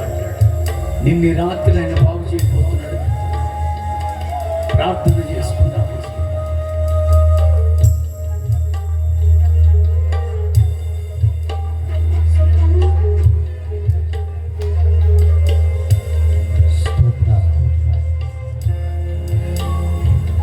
మనతో అందరితో దేవుడు మాట్లాడాడు. పరిశుద్ధాత్మ దేవుడు నీతో స్పష్టంగా మాట్లాడాడు. ఏమర్థం చేసుకున్నావు? ఏ రీతిగా నువ్వు మలుచుకుంటున్నావు? నిన్ను నువ్వు ఎలా మలుచుకుంటున్నావు? నీ జీవితాన్ని మలుచుకో. దేవునికి నీకు నువ్వుగా సమర్పించుకో. దేవుడి రాత్రి నిన్ను అడుగుతున్నాడు, నిన్ను కోరుకుంటున్నాడు. పరిశుద్ధాత్మ దేవుడు నిన్ను ఆకర్షిస్తున్నాడు. ఆయన కౌగిట భద్రపరచబడతావా? ఆయనతో పాటు కలిసి ఉంటావా? ఆయనతో పాటు ప్రయాణం చేస్తావా? ఆయనతో పాటు నీ జీవితాన్ని గడుపుతావా? ఆయన నిన్ను కోరుకుంటున్నాడు. తప్పించుకోవద్దు, తప్పించుకోవద్దు. నీకు నువ్వుగా ఆయనకు సమర్పించుకో. నీ జీవితాన్ని ఇప్పుడే సమర్పించుకో. దేవా, నా జీవితాన్ని నీకు అందిస్తున్నాను, నీ పాదాల చెంతకు చేస్తున్నాను. నా జీవితాన్ని నీకు ఇష్టమైన పాత్రగా మలుచుకో. నీకు ఇష్టమైన పాత్రగా నన్ను మలుచుకో దేవా. స్తోత్రం, స్తోత్రం, స్తోత్రం, స్తోత్రం. హల్లెలూయా, హల్లెలూయా, హల్లెలూయా. అందరూ కూడా ఒకసారి నువ్వు ఆయన్ని సమర్పించుకో. నీ జీవితం బాగుపడుతుంది, నువ్వు బాగుపడతావు. దేవుడు నిన్ను ప్రేమిస్తున్నాడు. ఇంతగా ప్రేమించేవాడు ఈ లోకంలో ఎవరూ లేరు. నిన్ను ప్రేమిస్తున్నాడమ్మా. తమ్ముడు నిన్ను ప్రేమిస్తున్నాడు, చెల్లి నిన్ను ప్రేమిస్తున్నాడు. ఆయన ప్రేమకు అవధులు లేవు. ఆయన ప్రేమ గొప్పది. ఆయన ప్రేమ కౌగుట. నువ్వు భర్తపరచబడతావా? ఇప్పుడే దేవా నీ సన్నిధికి వస్తున్నాను. నాయనానికి స్తోత్రాలు. నీ హక్కును చేరాలని ఆశ ఉంది. నా ఆశను తీర్చు.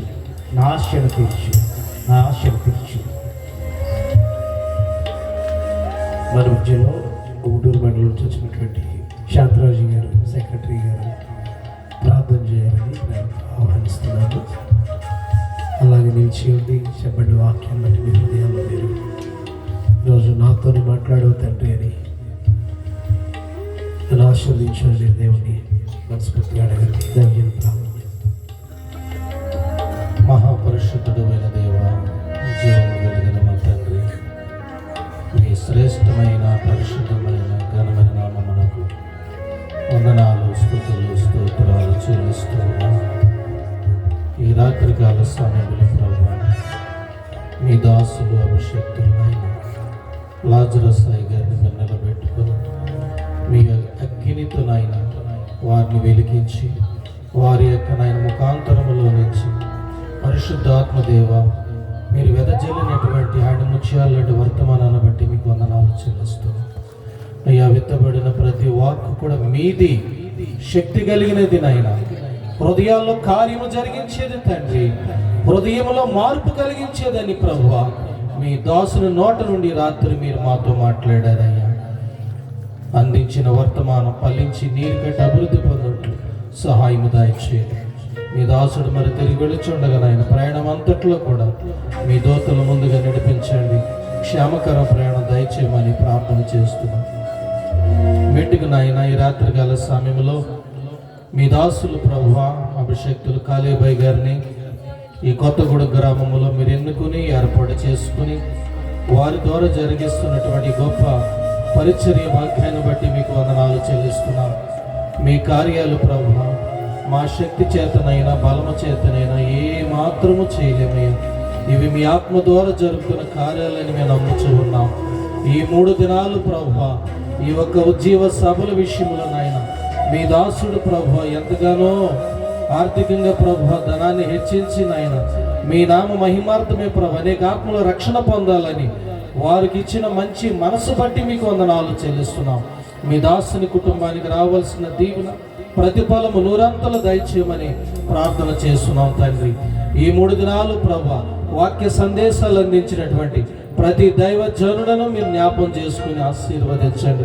పాటలు పాడిన బిడ్డలను దీవించండి. చక్కని సంగీతాన్ని అందించిన బిడ్డలను జ్ఞాపం చేసుకోండి. ఈ యొక్క సభల విషయంలో ఆర్థికంగా నాయన గుప్పిళ్ళు తెరిచిన ప్రతి ఒక్క బిడ్డని జ్ఞాపం చేసుకోమని ప్రార్థన చేస్తున్నాం. ఇదిగో నాయన ఈ రాత్రికాల సమయంలో నాయన ఈ కార్యక్రమాన్ని నడిపిస్తున్న మీ దాసులను బట్టి మీకు వందనాలు చెల్లిస్తున్నాం. మెట్టుకు తండ్రి మీ చిత్తమైతే మీరు అక్కడ ఆలస్యమైతే ప్రభు ఇంకెంతకంటే గొప్ప కార్యాలు ప్రభు కాలేబాయ్ గారి సంఘము ద్వారా జరగటానికి సహాయము దయచేయమని ఇప్పుడు వచ్చిన ప్రతి ఒక్క బిడ్డని పేరు పేరున ఆశీర్వదించి మీ పరలోక సంబంధమైన శ్రేష్టమైన దీవులతో తిరిగి పంపించమని సర్వఘనత మహిమా ప్రభావాలు మీకు ఆరోపిస్తూ యేసు నామములో ప్రార్థించి అడుగుచున్నాము తండ్రి, ఆమేన్. ప్రార్థన చేసిన దైవజనులకి హృదయపూర్వక వందనాలు. దయచేసి